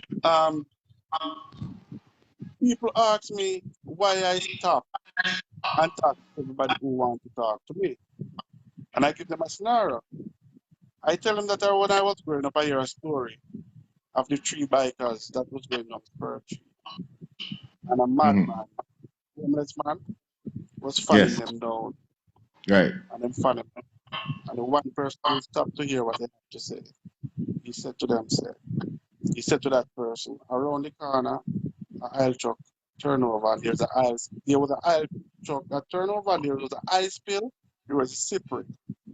And when he Yes. reached down there were two guys on the ground because he stopped to hear what the man was saying. So oftentimes, enough time, it's sometime I'm going out to the life. I said, well, you have to stop with everybody. And I give her the story. I said, brother, he's crazy, he's mad, he's homeless. He have a story I want to hear. Yeah. I never see myself better than nobody. I know where I'm coming from and I know where I'm going. So what you see is what you get. People person. Yeah, A people person. Always. you know my mother, man. You know my mother. I saw she stay, you know. Exactly. So Okay, so we touch a little bit on the construction, we touch a little bit on the politics. Let's not leave out the security company. Tell us a little bit about the security company. What's the name? What is it? You know, where is it now, and where you heading? All right. Actually, the security company, I had one first. I changed the name August last year. It was Prevanza Production and Security Services. Okay. And it was kind of struggling a bit. And I said, I need a name change. So I was talking to my accountant and telling him I want a name change. I want to re-register, I want to revamp it and start all over again. Yes. So him say, you have any name? Say, no. Him say, what's your middle name? And me tell him, my name is Constantine with a C. So him say, all right, this new company name Constant with a K, Constant Security Services. I'm saying I go run with it. And since the name change, it's actually bearing its own now because we have a few locations that's paying for itself and also paying for security to be at my construction company office. Okay. So we provide our own security for our office now because Yes. we have value, so we have to have security there. Good. And Good. the DM is out there now, picking up. Not gonna say it's up there yet, Yes. but it's picking up. And my goal is to not only to have the location, because having the location means we're gonna get in funds. But believe it or not, my main aim is to put more food and tables. And people table. So actually I want to watch it grow, employ a lot of people, and make sure that more food can go on table, more kids can go to school. You know, we try to do what other security company have not done. We try to put them, take out insurance for them. We try to do everything. Right? It's Good. very small, but Yes. growing because and you know why I think, and I gonna say it, I patting myself on the back. You know why I think I'm a very very good boss Good. because I know how it feels not to have a good boss. And I don't want nobody to look at me that way. Like that. So I use my past to correct myself. The past experience I have with boss, I I, use it to walk on a straight and narrow. I run a small business. I have a barber shop, and I tell my customer all the time when they compliment me on the way the place is kept and the service that we offer. I tell them that I was once a customer. So I design my business with the feel of a customer so that the customer will feel the welcome and the acceptance that I wanted when I was a customer. People walk into my office and everyone, and I mean, if my sister was close by roads, she would testify because she works with me as well. Who? Everyone that walks Rose, Okay, your sister, yeah. my sister who get me all those jobs going down, she's Yes, now working with me as one of the manager, great. right? And she can testify because she's at the front. Everyone that walk into the office, the first thing come out of their mouth is, wow, who do this? Right? Great. And because of people want what I have there, people want. And that's why I'm getting couple work now. Good. You know? And Because yeah, in the construction field, you're getting work from the way you design your office. exactly. I always try to be unique. Everything I try to do, I don't know. I always want to have something. The car that I drive now, Yeah. everybody says it look different. And I have a car like it. Okay, because I always want to have something look different. I was driving a 2007 Lexus Harrier and I put it into the shop. And when I take it out back, you could not believe. Yeah. Totally different. Different. When I first bought this car that I'm driving now, I get a 550,000 cashback per se. Okay. Because what they're saying to me, I took it out of the dealer and I tell them what I want, how I want. They actually send picture while it was fabricating in the Nissan X-Trail. I think you Yes. call it Rogue over. I have one of the 2019 now. And it's Yeah. totally different. Totally 'Cause- different because I always want my things unique. So if I gonna do, for instance, the sidewalk that I fabricate or repair in Portmore, they would always do the regular concrete sidewalks. I Right. put brick. I do brick pavers. I'm the first one that started in Portmore. Brick pavers Yeah. for sidewalk. So I say I just look like my stuff different. Different. Before Different, we move, totally before different. we'll get back into the construction, because we're talking about the security and move from that. So, do you have specific areas where you service with the security company, and is there specific service that you guys offer, or you're island wide and general service? No, we're actually based in Portmore. Okay. So the Kingston Metropolitan, Portmore, as far as Clarendon we will go for now. But I'm Okay. not gonna say we have the resources to spread our wings that wide. We will actually improve as we go. Just wanted to clarify that. Yeah, So because we will right now you're servicing basically Kingston, St. Catherine, and Clarendon area. right. Well, We have the capability of doing that now. Kingston and St. Andrew, St. Catherine, and Clarendon. Right. And what are the services that you guys offer thus far? For now, we actually and guards, Okay. static guards, and escort service if requested. Okay. That's what we. But actually, we're going into the motor vehicle tracking and stuff now. We actually do it. Gonna partner with a company now to go into that. We are negotiating now, so Good, we can good. expand beyond static. Great. Brother, I just want to wish you all the best with all of the endeavors that you're in now. Although we're not at the end of the interview, but so far you've been doing great, I should say, as much as you've been moving around. And I over listening to your conversation, I realized that all the moves that you make is what bring you to what you are today. Because with the restaurant, the construction company, the paving, the this and the that, today you have your own construction company representing your people as a politician, and all that you have done so far has come into play into what you're doing now. And I know you must have seen and appreciate that, and I just wanted to point it out that everything that you've been through, your life story on Hot Topics today is one of those stories that your journey was not planned or marked down, as we would say, but everything that you did, all the areas that you ventured into, is what bring you into what you are today. Remember that when you leave from Manchester to go to Kingston, you went into the food industry, you did whatever. You went into the security field. Now you're owning your own security company.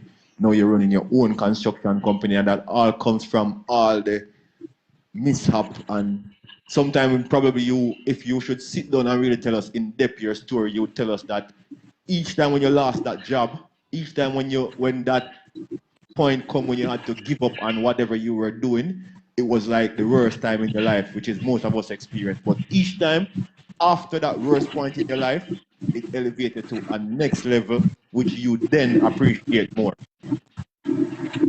Yes, indeed. I mean, it does make me stronger actually. It does make me stronger because I use all my life's mistakes and all what I've seen happen to me and other farmer co-workers. I use it as a building block to build myself and surround myself with the the right persons and the right type of material to make me stronger so I will not make the mistake that I've seen throughout the years. And Yeah. I'm telling you, I have no regrets right now where I am because it's full speed ahead. Now that you said that you have no regrets, let me ask you this question. With all the endeavors, all the ups and downs, all the changes of jobs, location, career, everything, what would you consider your worst experience overall, if you could say, if you could recall? My, you mean worst experience in the work? Overall, in everything that you've been through so far that bring you to your journey to the place where you are today, where you're trying to make sure that your life is better and you don't go back to that place, what would you consider your worst experience? I don't want to say in politics only or in construction only, but overall. I don't know if it's too wide, but if it narrows down to being in politics or being in construction, we'll still listen to it. What would you consider your worst experience in your journey? I think my worst experience, I would say, in 2010 when I got that contract in Clarendon for the 17.5 million Yes. and was overrun by extortionists. You know, it's just because that is a whole other topic where I didn't want to get into it, but that is plaguing our country, and I think it's mashing up our society. Yes, And here is an yes, example of you who could have been there developing a community with the housing project, had to leave it because of the same people in the same community that you're trying to develop. How crazy is that? exactly. How can a Oh, man sit yes. back and expect people to get a contract and have workers and work and then pay you $250,000 per week in 2010? I'm telling you, and they intimidate you, They intimidate you with all their cronies around them with firearms, brandishing, and they say, you call the police gonna tell them because, police, we work with them and we run the police and all them things there. So, hearing that, you have no hope, you have to leave, because they tell you straight up that if you call this or that police, they're gonna tell me that it's you call. So when them See tell that me that, Seeing that we went back on that and you're even mentioning the police and they're telling you blatantly that, they say you call the police because the police are going to tell them, say you call and it's going to end up back. Because from my experience, because I served in the country too, when you pay extortion money, they're saying that you're paying for protection. The protection that you're paying from is from the same person that you're paying, because there's nobody else yeah, outside that can come and harass you. It's the same person that you're paying protection to, you're paying to protect yourself from. How crazy is that? And you can't even go to the police. So from your experience then, that was your worst experience, and I'm not surprised that you said that. From your experience as a politician, a businessman, and an upstanding citizen of the community, what do you think, if anything, Jamaica could do to help rid this problem? well, the first thing you have to trust the police. First thing, you have to have trust in the police because more than one occasion, I hear persons make report. Like even a very recent experience, somebody make a report to police about a particular thing, and the person get back a call that you call the man where you call. I am calling me back, I'm begging them, say, best if you just let go. When plant wanted them too. That's exactly what they said to the Virgin, and the Virgin play the vice note with me here. So, Wow. you have to build up the trust in the Jamaica Constabulary Force because, and again, if they head of the stream dirty, what you expect? We first have to get that to build back the trust into the police, and then without that, Jamaica can move forward as it relates to crime. Can't move forward. But then I Yeah. guess the people there are some people, because many times the trust in the police come up, and then the people will revert to the thing that the police are underpaid, so everybody have to make it. Another story. Um,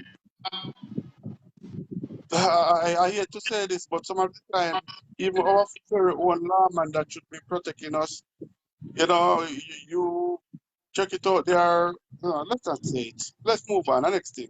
Next thing. Anyway, so let's move on the bad experience and then let's switch gear and talk about this might, I don't know if I can leave this one as open as that, but could you give us one of your great experience overall? One of your greatest experience in the field, being out there with the people? Because I know you have done many great things and I'm sure that there's probably 1,000 you can tell me, but just pick one. Well, greatest experience are what brings joy to my heart every day. I can tell you. In 2015, before I become a counselor, Yes. I put on a football competition in the division. There was this particular game playing next door to the Greater Portmore Health Center. Yeah. And I saw a lady slide and fall into a gully. How the health center set up? You have to travel all the way about probably 0.25, 0.25 of a mile Yeah. to reach round to the health center. However, where the bus stop is, Yes. what part of the health center from the bus stop is a main drain. That Okay. main swale now is to take the stormwater to the mangrove. So whether it's a old man, a old woman, or a pregnant lady, they're not gonna walk the 0.25 kilometer. They're gonna try across the gully. Mm. And I saw while the match was going on, I witnessed a little old lady fell in that gully and break her hand. It hurt me for 4 or 5 months. Every day I remember about it is like tears because I don't remember my grandmother. You know, I love her dearly. And I said, when I become a counselor, I have to see a footbridge so that Crap. people can cross the footbridge to go to the health center. Yeah. And after becoming a counselor, I started lobbying for it. And I thought it would, you could just clap your finger and get it done. However, after a couple of investigation, I find out that you have to do a drawing, you have to get the approval. And then when I check the price to do the bridge, it was over almost $2 million to do a footbridge. Okay. No, a counselor don't get that much for the year to spend. To spend, yeah. A counselor don't get that much for the entire year to spend. So me have to start to go to decide to go to a fundraiser to build that bridge. I speak to my MP about it. And I tell my MP about the experience of that. And I really would like to see a footbridge there. Right. He tell me that, okay, Preddie, I will look into it for you. About 4 months later, the MP was at the health center delivering a black tank to the health center. Yes. And also witnessed an old man fell in the gully. So he called me and he said, Preddie, you spoke to me about a bridge for the health center. What you say you see happen? I'm telling him. He said, okay. I also see a old man jumping a while ago, let's jump on it. So I'll write a letter to NHF because the NHF is a government body that actually have a drug serve, which is a where you get the elder and so chronic disease people will get their drugs, Yes. their fill their prescription, and they also have a branch at that same health center. Okay. So I write to them by the advice of my MP. I wrote to them asking for assistance, and them asked me to get a quotation. Right. The engineer at council at the Portmore Municipal Corporation got the quotes. The highest quote was actually $3.1 million to build that bridge. So when the fund came in house, they actually approved it, and the fund came in house now, and the funds decided they're gonna build the bridge for me. So I tell them because of contract of interest, I could not take the contract, but I say I want to oversee the contract. Yes. Right? I just want to oversee it for my own interest to see that it's done how I want it. Exactly. And get the money. And that's the biggest thing, that bridge was done, and I live to see people walk on it. We have torrential rain for weeks. And when I stop and I look and see people cross that bridge, and I make it a wheelchair ramp from 4 sections, so people with wheelchair can access it easily. And when I look and see people access it, and sometimes people point out say, see the man never build the bridge. That's my happiest moment. I walk through the prison and some old lady will look at me and say, thanks for the bridge. Me thank you so much. Me no want nothing more than that. Me getting thanks from a woman or a woman are the biggest thanks that. Bro, I can feel I can feel your passion on that one, Great job. So that is my happiest moment. If I had win $1 billion, I wouldn't happy about it because it come and it goes, the bridge will stay. And that will live on forever, bro. And that will help many, many, many more generations. And that's a monument. Yep. Years after I gone, my name gonna make mention. That's a monument. So I think that is my biggest moment, and I speak of it so many times. So keep doing a good job. Keep doing a good job. So what if Because many people are faced with this. I don't know if you are. I sometimes got some experience of that. What would you say to a close friend from back then, from your back, from your part, from you know, from growing up, or even a family member who would say, "Oh, look, one Vanrick, him over there, I do all kind of things to people. I spend how much $1 million here and there. I'm there, I need little help, and him not even a look for me." What you say to somebody like that? Because sometimes some people don't really understand the way things work and the way things You are. know, I'm so happy that you do that, bro. I'm so happy that you asked that question. They might heard about all these projects and say I'm doing these projects. The, the monies that do these projects is taxpayer money, is the council money, not my money. And I will never, ever, ever be a corrupt political representative. I don't Until want to know how to do it, and I will never, right? You will, I can tell you this. I would rather go back to running taxi or go to, well, family's luxury, I love it. Well, I will go yeah. back and I will do anything else than to get corrupt.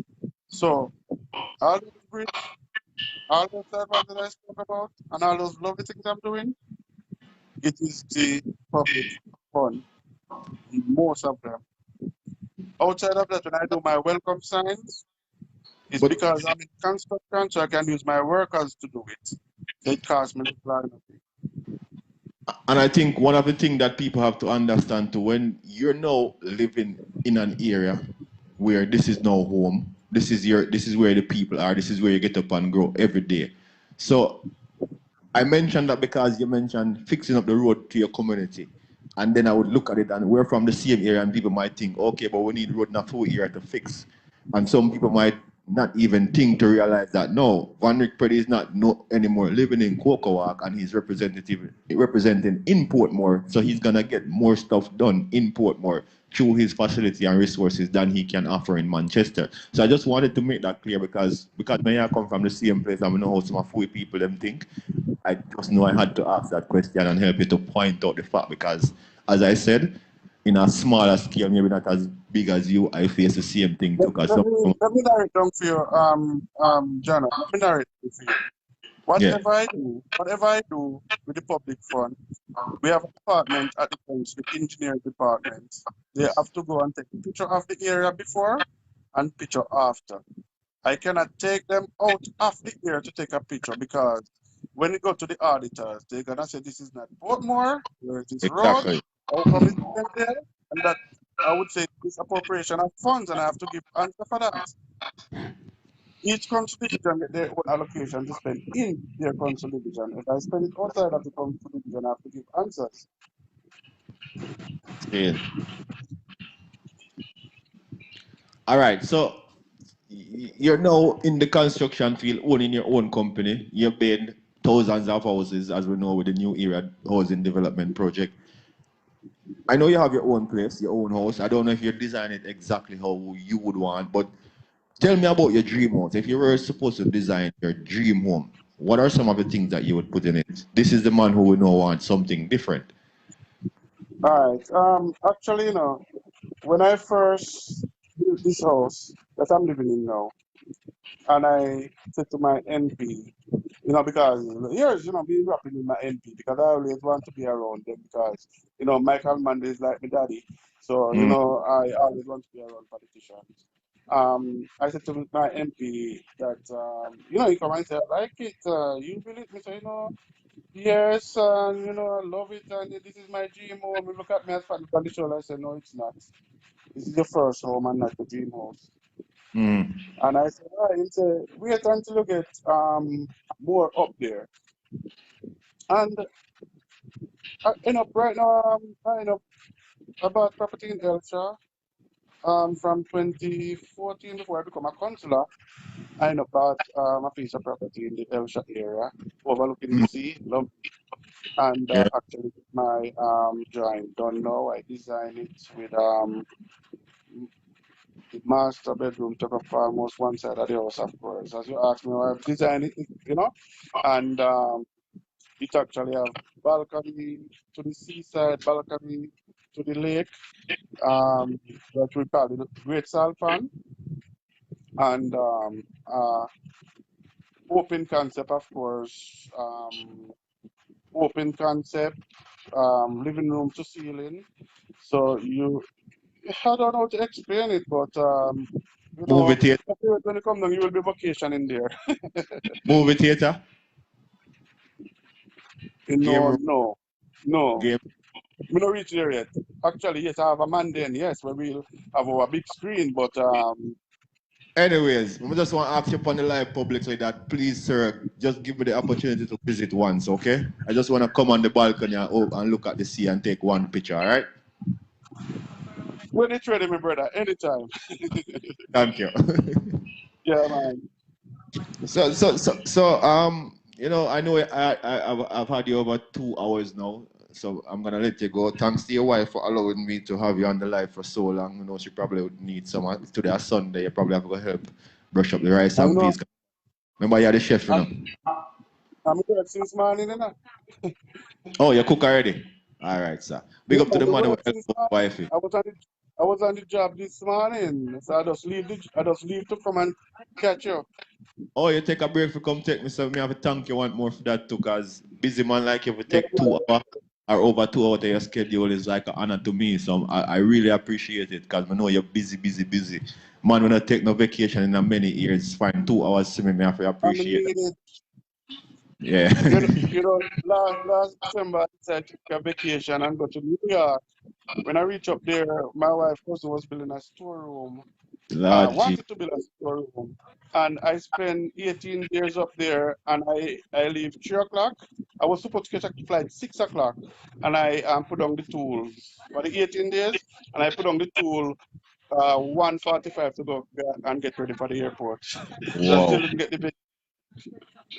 But cause an advice family to family, you need to take a little time for yourself still because it don't make no sense to kill yourself or try to finish the work because the work I go dead and undone if you're dead. You understand? So we all need a break sometimes. So you need to find that time when you take a, if you even a 2 week for yourself, just relax, cock up your foot. Yes, that's the plan, man. You need to find that time. Anyways, I don't want to keep you too much longer. So overall, whether it be politician, construction worker, your fellow Jamaicans, even your people over here in the diaspora, what advice would you give to the people nowadays that relate to COVID-19 and as to staying safe and protect themselves? What's your words to the people? Well, actually, I don't think we at this stage need to tell anybody nothing. We all see it in our eyes. People dying every day. Wear But your mask. Keep your there are many people out distance. there who still don't believe and they're saying it's government You hoax and the government understand? is just Right? So I say wear your mask. Keep your social distance. Sanitize. Wash your hands. You're not only protecting yourself, but you're protecting your family and your friends. And before I go, in every meeting or audience that I have with people, my closing word always be my motto, and it is each time you go out there and you always find people who don't care about themselves, right? So my thing to them is love thy neighbor as thyself. Don't use money to measure wealth. Trust in God, but lock your door. well said, sir. Yeah. Thanks, sir. So I enjoyed it and looking for the next chapter where we can go on to social life. As you said that, what can the people look forward to from Vanrick Preddie in construction? Well, we talk about what your plans for politics, your next term, what you intend for the people. But as after everything and the place open up back, the security firm running again, and the construction company up, you have anything new that you're gonna push out? Anything you're gonna do different? Well, my next project that I'm not gonna really backtrack on. Two projects I have that I have to bring to fruition, and is first a garden restaurant. Well, I already have the planned out. A garden restaurant and sport bar And of course, because of the huge talent in Portmore, I'm eyeing also a recording studio to bust the youth. So these projects are your project that you will Yeah, be man. owning and oh yeah? That's I'm planning now. Brother, keep doing the good work. Like I never expected all of that from you still, and everything that you have said so far, all of your plans, everything that you've been doing so far, I can tell you that I see that you're doing it with the people in mind, for the people. It's not. I don't hear you mention anything that's about Vanrick Preddie alone or Vanrick family alone, your household alone. All of the projects that you've been doing, all of the things that you've been doing, you've been helping people. And right now you mentioned those three projects, and they're all about the people. We can't hear you again. The phone, bring the phone a little closer. Yeah, man. I said Portmore of talent. And I in the evening after I finish my political We're back at this. We're back where this started again. I don't know. I'm there. Uh, Can go you again. I hear me can now? hear, but not clearly. Oh, I don't know what's happening again. Anyways, so people, as you know, we're here live today on Hot Topic with Mr. Vanrick Preddie. Reno, I mean, born and grown in the cool hills of Manchester, right there in Cocoa Walk district. You know, at age 18, turning 19, he moved to Kingston, went into Vanrick. I'm gonna bring you back on for 2 seconds so you can say bye. People, I don't know, it was a long interview, a long journey. You know, Facebook platform have many people on it, so I'm sure there are other people here, and maybe the platform just knows so we get enough time. So I'm gonna try to bring back Mr. Preddie once more so he can tell you all goodbye and leave you all with some good encouraging word, although he already give you his motto, which kind of sum up probably what he would tell you as encouraging words. But as you all know, all right, hold on. I think I have Mr. Preddie back. Yes, go ahead Yeah, now. man, I'm here. Yeah, good. Can you hear me now? Yeah, man, perfect. Right. Yeah, man. As I was saying, that Portmore of talent. Yeah, Sometime in the evening after I finish my rapport with my people or I leave work, I would actually drive to someplace in Elsha right. where you have these guys. You think that they're, I mean, proper recording artists. You have some in Three West. You know, you have them in Four West grade of Portmore. You have them Yeah, all over, and I mean, them sound so good. So my intention is to set up a recording studio to produce and bust the youth. I'm not doing it for the money, right? I'm doing it to make people life better, opportunity, get them out there. And opening you know, as opportunities. Bob said, him not doing music for the money, but if money if you come out of music, make money come out of music. You Yeah, understand me? Because sports and music that I every day I said sport and music unite the people of Jamaica, right? always. And if sport and music unite Jamaica, I want to say a united Jamaica. I can play my part. So to play my part, I want to produce music. Good. So I want to create the avenue in which we can produce music. And And you're also creating a space that can keep some kids off the street too, and give some of the youth them something to do. exactly, and that's what I want to see happen. You know, everything don't happen overnight. It's a step-by-step thing, and we're gonna get there. We're gonna get there because I always try to look ahead and see. You know, even my staff, they look at me and I feel so good when one of them say, "Boy, boss, you're the blessing in disguise." Because when I hear one of them come about 3 months ago, I said, "Boy, boss, we can't get no chicken nowhere."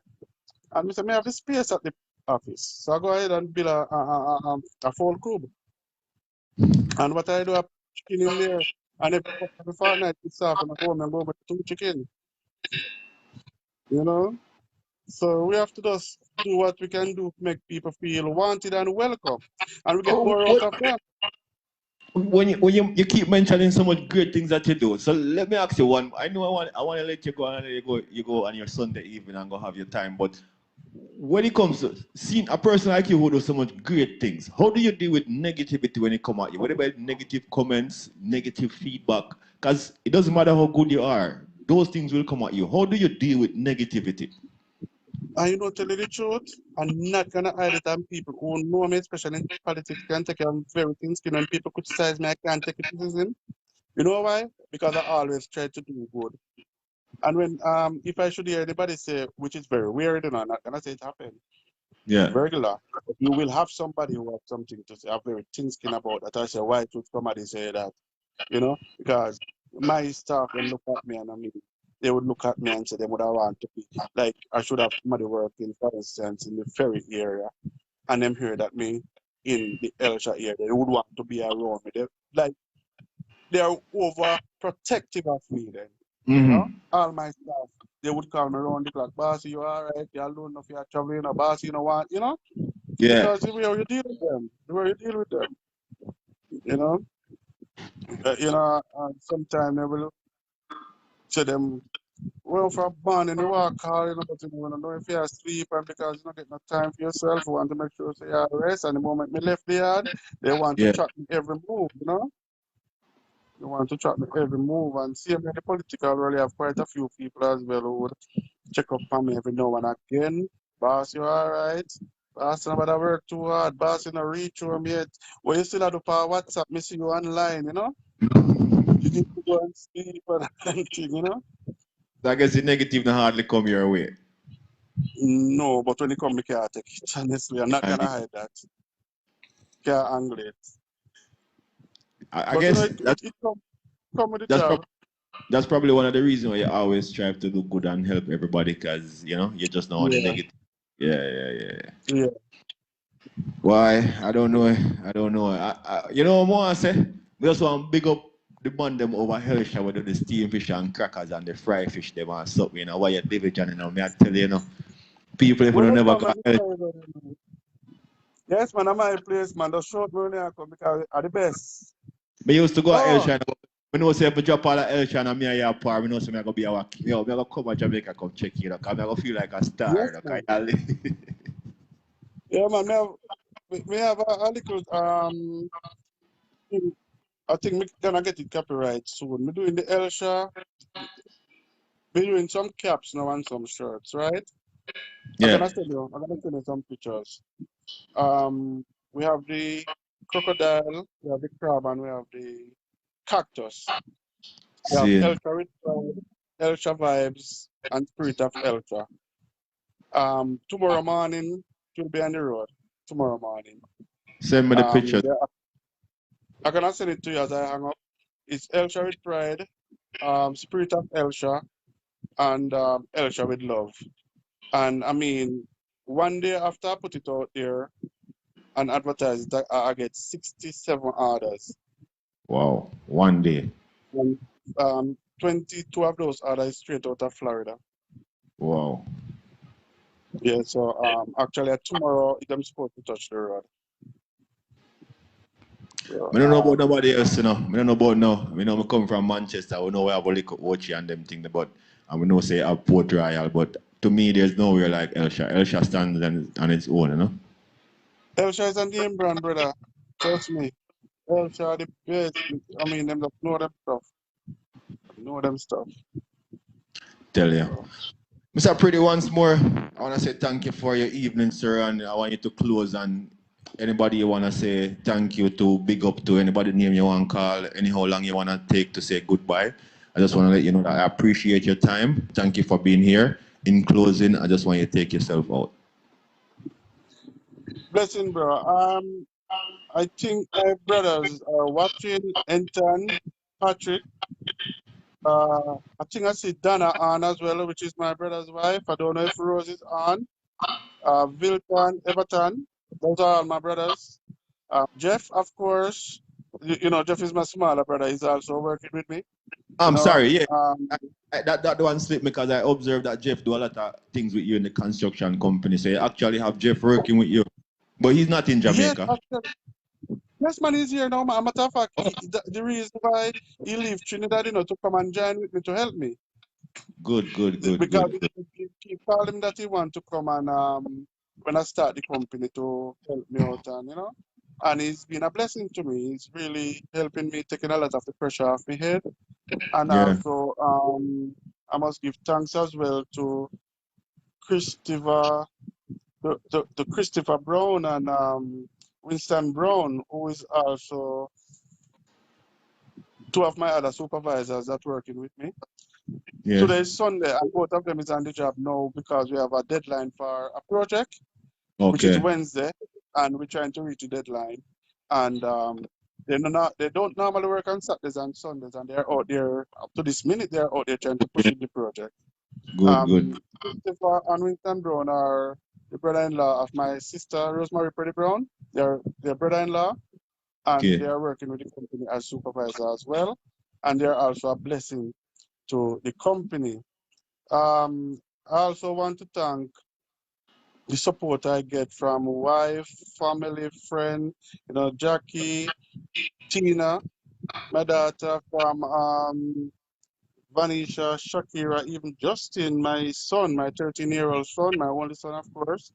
Thanks for the support from some committed worker like Roddy Ricky, um, to um, Ted Williams, of course, you know, just to call a few names who really out there with me. You know, you just have to actually just ring them phone one time and say, boy, I'm in a little dilemma, I have this job to do. I know you don't work on Sunday, can you be there? They say, boss, anything you say. And they will be there pushing me. I have to give thanks to the supporting staff, Credolex, who is also part of my management team, Calvin Sutherland, my accountant, um, Petrina Ricketts, who is also a lady who push and say pretty. You can go on your own, it's you the people them know, it's you the people them want.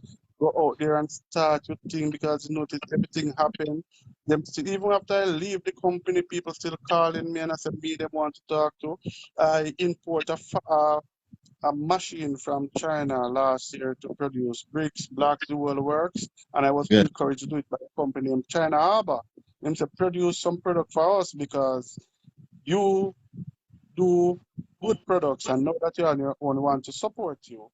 So they Wow. actually encouraged me to bring in my own machine and stuff like that being installed now. And I want to say thanks to everybody. I mean, everyone in the El Shaddai region. You know, I live for them. They love me, and I love Good, them. So, good, good. El Shaddai region, you know, you have Millie, you have Laverne, oh God, I must say Poochie, one of my friends, Poochie Colin Green. That lady, through sickness and everything, she said, Mr. Preddie, you're the boss. Anything you say, I can call on her anytime. You know, she will not tell me that she cannot manage. She will try, and if she cannot manage, she try again. Try So I again. must say thanks to she and Millie, of course, to the Miali and Thomas. You know, he always encouraged me, say, young boy, you know, and also politics, I will teach you a few things, you know, and Yeah. he will guide me. Um, MP Jackson, you know, all the people in Elsha. I have some supporter in Elsha in high places. I'm telling you, those people in Elsha, they are my tower strength because sometimes they will call me and say, Counselor, take a break now. I go to church in Elsha one day, and when the preacher preach, in the middle of the sermon, the preacher realized that I was sitting there. And he said, wait, Counselor, when do you get time? I'm preaching now. And he said, Yeah. Counselor, when you get time for yourself? Right through the week, we step on the road at work. I'm thinking that you're out today with our church. You know? And he always call me, send me prayers and stuff like that. That's Pastor Carlington Keane. You know, they always encourage me. The police force in Elsha Yeah. and Portmore, if I stop on the road for a minute, sometimes you stop to examine something like a pipe leak and them see my car, they would stop, they would call me phone, Consular, see your car, I don't see you, are you okay? So I have Yeah. to big up the police officers in Elsha, the fisherman, the man we catch crab, everybody in the bush at Elsha. I want to big up everybody. Every single Um, person. we are one big family. So if I look out anybody at all, it's not intentional. You're You know, human, there's brother. a You're few human. details like before. Omar Van Irvin, Mm-hmm. who have a sport bar in Elsha, he would keep me updated on everything going on. And, sometimes because I always support his bar and buy people stuff, sometimes I reach and he would just say, as me reach him now, I'm spend the money, he just ask everybody, the boss birthday, come make we put some liquor on the bar. I'm reach and I said, I'm not spend the bar. And he said, no, but you don't spend the money today. So, Yeah, yeah, yeah. I just, it's a good feeling when you see people appreciate you, and when you cannot really go out or really show them appreciation the way you want to. Yeah. So I just use this medium to tell everybody thanks, and my final word as usual, trust in God, but lock your door. Peace. And stay humble, Mr. Preddie. And on behalf of my management team, Lock and Key Entertainment, and my team, Liquid Thunder Sound, I just want to thank you for taking the time out, as I said before, to be here with us and tell us your journey. And I'm sure I can extend thank you from your staff and the people of Hellshire, because I know the type of person you are, and I'm sure they appreciate you. So on their behalf, I want to extend thank you to you too, sir, for all that you have been doing for them and keep doing. And two other things, one more thing that I want to point out is the fact that Rose, your sister, who you reached out to when you were at that point when you needed to make another transition, you never leave her behind. Also, whichever of your brothers that need help, I see that you're helping them. I want to say big up to Jeff for take himself back from Trinidad to come back and do whatever you're doing with you, because he see the dream, he see the potential, and he see that you probably have a vision and you guys can make it. So on behalf of everyone who check in today, on behalf of all the people who you associate with, all the people you have helped, once more I want to say a big thank you, Mr. Preddie, for all that you have been Before doing you go, in the before you country. go, I must remind you. Did you know that you're there? Yeah, man. You know, Yeah, man, I hear you. We're still you know. hearing you. Before you go, there's this police officer who been around me for a while and know my life story. Yes. And there was an area that he used to police in Greater St. Andrew, rural Yeah. St. Andrew. Yeah. He was in charge of policing up there. And he contacted me one day and asked me, he said to motivational speech to Yes. young you to actually strain. Yes. And he used my life experience as a motivational speech for those people. And 2 years or so later, he called me and said people still want to meet me because my story that he gave to them inspired them. So that police officer used my life where, the I've, little Latino of me yeah. that I try and try and try. Me used to run from police when I run taxi and, all those Yeah. stories, use it to motivate people as a motivational speaker. And he said it works. And And that's why, that's Simrai Max. what's his name? Simrai Max. Seymour Max. And that is why I invite someone like you on my platform for the same purpose, so that your life story can be a motivation to others. Because your life story is one of those stories who will teach people never to give up. When one door is closed, another one is always open. You understand? And most time when people give up is the time when they're about to start the greatest chapter of their life. So I just want everybody who spend the time this evening to listen to us to just take from all this that one thing you should never do is give up. Because if you had give up at any point when you had your trials, you wouldn't be here today in the great capacity that you are, helping so much people and impacting so much lives. Listen, bro. So until next time, cuz, take care of yourself, take care of the family, keep doing the good work, and may God continue to bless and keep you until we meet again. Thanks again for being here, sir. Thanks for having me, cuz, and we'll catch up. All right, brother. Peace. Cool. Yes, people, there you have it. Yeah, that's another long one, people, but it was well worth it. Every moment spent.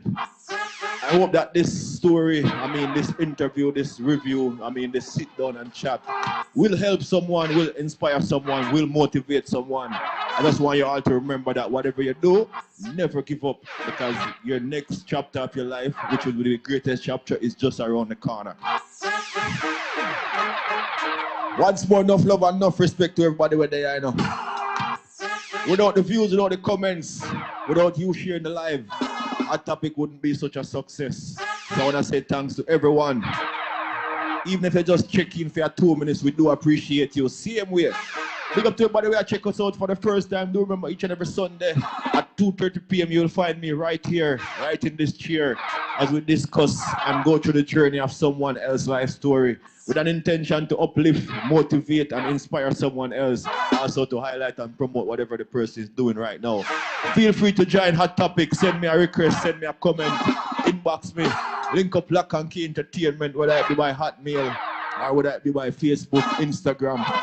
If you want to be on Hot Topic, we welcome each and every one. Whatever you're doing, we're here to highlight your story, tell your journey. And if you know that your story can motivate and uplift and inspire someone else, please send us a message, send us a request. Just tell me, John, I want to check out your live, and I want to dip on Hot Topic, I want to tell the people them what I've been going on with. And I have some projects that come up and I want to highlight and make the people them know about. As I always tell you, it's free to be here. All you gotta do is share the live, keep it going. Let's keep uplifting and building our community. Let's keep looking out for each other. With that said, I want a little song here for one little girl, One little school girl. I'm gonna play it for them.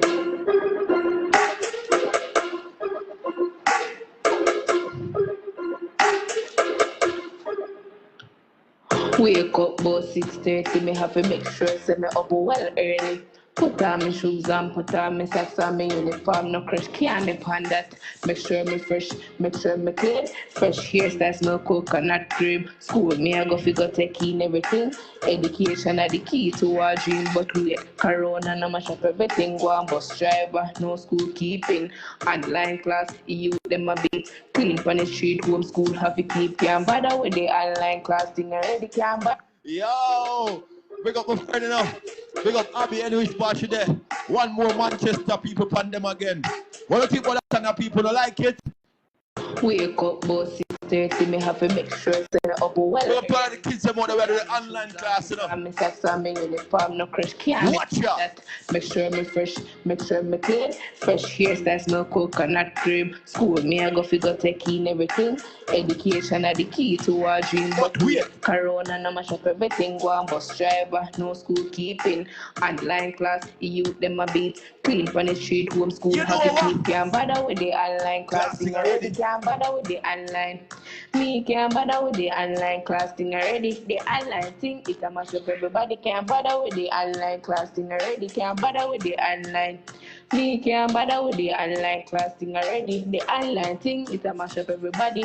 Online class just a mash up my miss. Can't hear one thing with the teacher. They must say my class start about around 7:30, but correct until about 10:40. When I find a richer class, me have to take my notes. Till me the teacher say my computer froze. The notes start glitch. Me can't hear miss no school life stressing just because of this next day. The first thing I have a history class. Me try to log in it, but cut my off. Me finally log in. So just a start class. Me feel sweet really good. What else I don't like it? Class.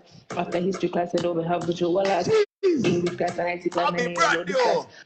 I mean, I bust that one here, I don't know, But up to the youth, say we can't bother the online thing. Jamaica people them impatient already.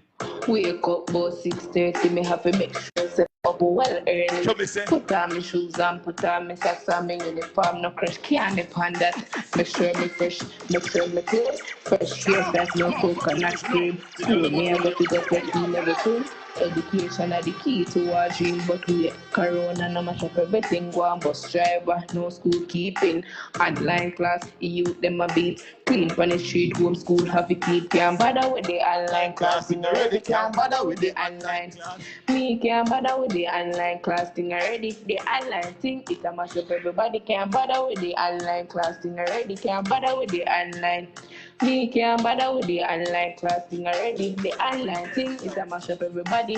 Online class just a mash up my mates can't hear one thing with it. So they must say my class start about around 7:30, but current gone till about 10:40. When I find a reach a class, me have to take my notes to me. The teacher say my computer froze. Then the class reach out, we can't hear it. No school life stressing just because it's different people have a history class. I try to like Bad mind me.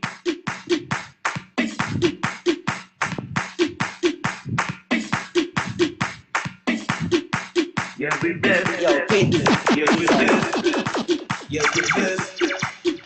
Them know say a little thunder is a sound of response. Bad mind people, them can't stop we. Leave we make we prosper. Move them out of the way. Come bless. Like a thunder. Thunder. Pull up my selector. Yeah, we blessed. Yo, kids. Yeah, we blessed. Yeah, we blessed. Yeah, we blessed. Bad mind people, them can't stop we. Live, we make, we prosper. A topic. Move them out of the way. Cause we bless them for good. Evil people, them can't stop we. Live, we make, we prosper. Move them out of the way. How we bless, we no stress. Them try hold it up, them walk over too. Just live, we make, we prosper. Oh, Move them out of the way. Cause we bless them for good. Them want me to pay the way. Thank God so me know for pray. So me chant 3 psalms a day. Read my Bible and clear the way. Always have bad to say. Tell Satan not today. Spin a roll and cut a green line and no waste time with bad mind people. them can't Stop with. show me say. We make, we prosper. How we bless, Move them out we of no the way. stress. Cause we bless them for good. Me no know. Them a fight against so far. I will not see them. We don't see them. We don't see Thinking them. nasty bad mind, We don't bad see mind, them. them a dirty bad mind. We Bad don't see mind, them them. a dirty bad mind. We don't Bad see mind, them. them a dirty bad mind. Dirty stinking nasty bad mind. Bad mind, them a dirty bad mind. Dirty stinking nasty bad mind. Bad mind, them a dirty bad mind. Stink a shit them like sour like lime. As you get a little eye, things are run hot. Them dance on your grandma, take them more screenshot. Drag your name down in a the sewer like rat. And I tell people say you a big idiot. Fight your pan road and a talk about crap. What want me to do with my body? Bad mind, them a dirty bad mind. Dirty stinking nasty bad mind. Bad mind, them a dirty bad mind. Stink a shit them like sour like lime. As you get a little eye, things are run hot. Them dance on your grandma, take them more screenshot. Drag your name down in a the sewer like rat. And I tell people say you a big idiot. Fight your pan road and a talk about crap. What want me to do with my body? That tell them move out of my face and give him one piece of slap. Bad mind, them a dirty bad mind. Dirty stinking nasty bad mind. Until next week, a topic. I'll see you all. Me gone. Goodbye. Until next week. Do remember 2:30 p.m. I'll be here at topic. Lakanki Entertainment. Big up on yourself. Yo, guess what I deal with? Big up Keys, you know. Christina, big up yourself. Anita, Wagwan. Big up that ignorance, Father ignorance, anyway you're there. Big up Father Scrooge. Wagwan, little vicious, everything good, yo. CJ in the building. I and I tell you for second on that son. We're there. Channel, motherfucking niggas, you know. The girl them want you. Hey, yo,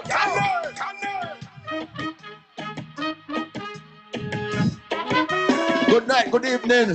When I said next week, don't remember, check me out again, you know. Brand new person on Hot Topic. No flop, no suspect, everybody will check in. Lataya Blair, big up yourself. Wagwan, kill, everything good. up Phyllis. Big up to all the ladies them there, I know. I want to say big up to my friend Mitchie. Big up Corey. Big up the whole of Montreal. Big up Toronto, New York. Walk on Venetia, everything good. Yo, Sean Mercy, big up yourself. And I'm see you upon the check-in, my brother. Big up Trisha, the whole crew. Big up Lisa. Yeah, man, the world class. And I just say big up on the damn self, you know. People, I'm out. Until next week, another edition of your show. Your boy will be here, Jenna Frost, with a hot topic. But all naturally so, I say, OJ, upon the check-in. Walk one deal, everything good. Until next week, enough love. I want to say, your guidance. Whatever you do, make sure you be good. If you can't be good, just be careful, man. I hope everyone have a blessed week. And God, your guidance, all right? Big up on them damn self. Thanks everybody who share the live. Yo, okay, big up yourself and I'm a boss, but general, them are in the building. Yeah, man, until next week, people.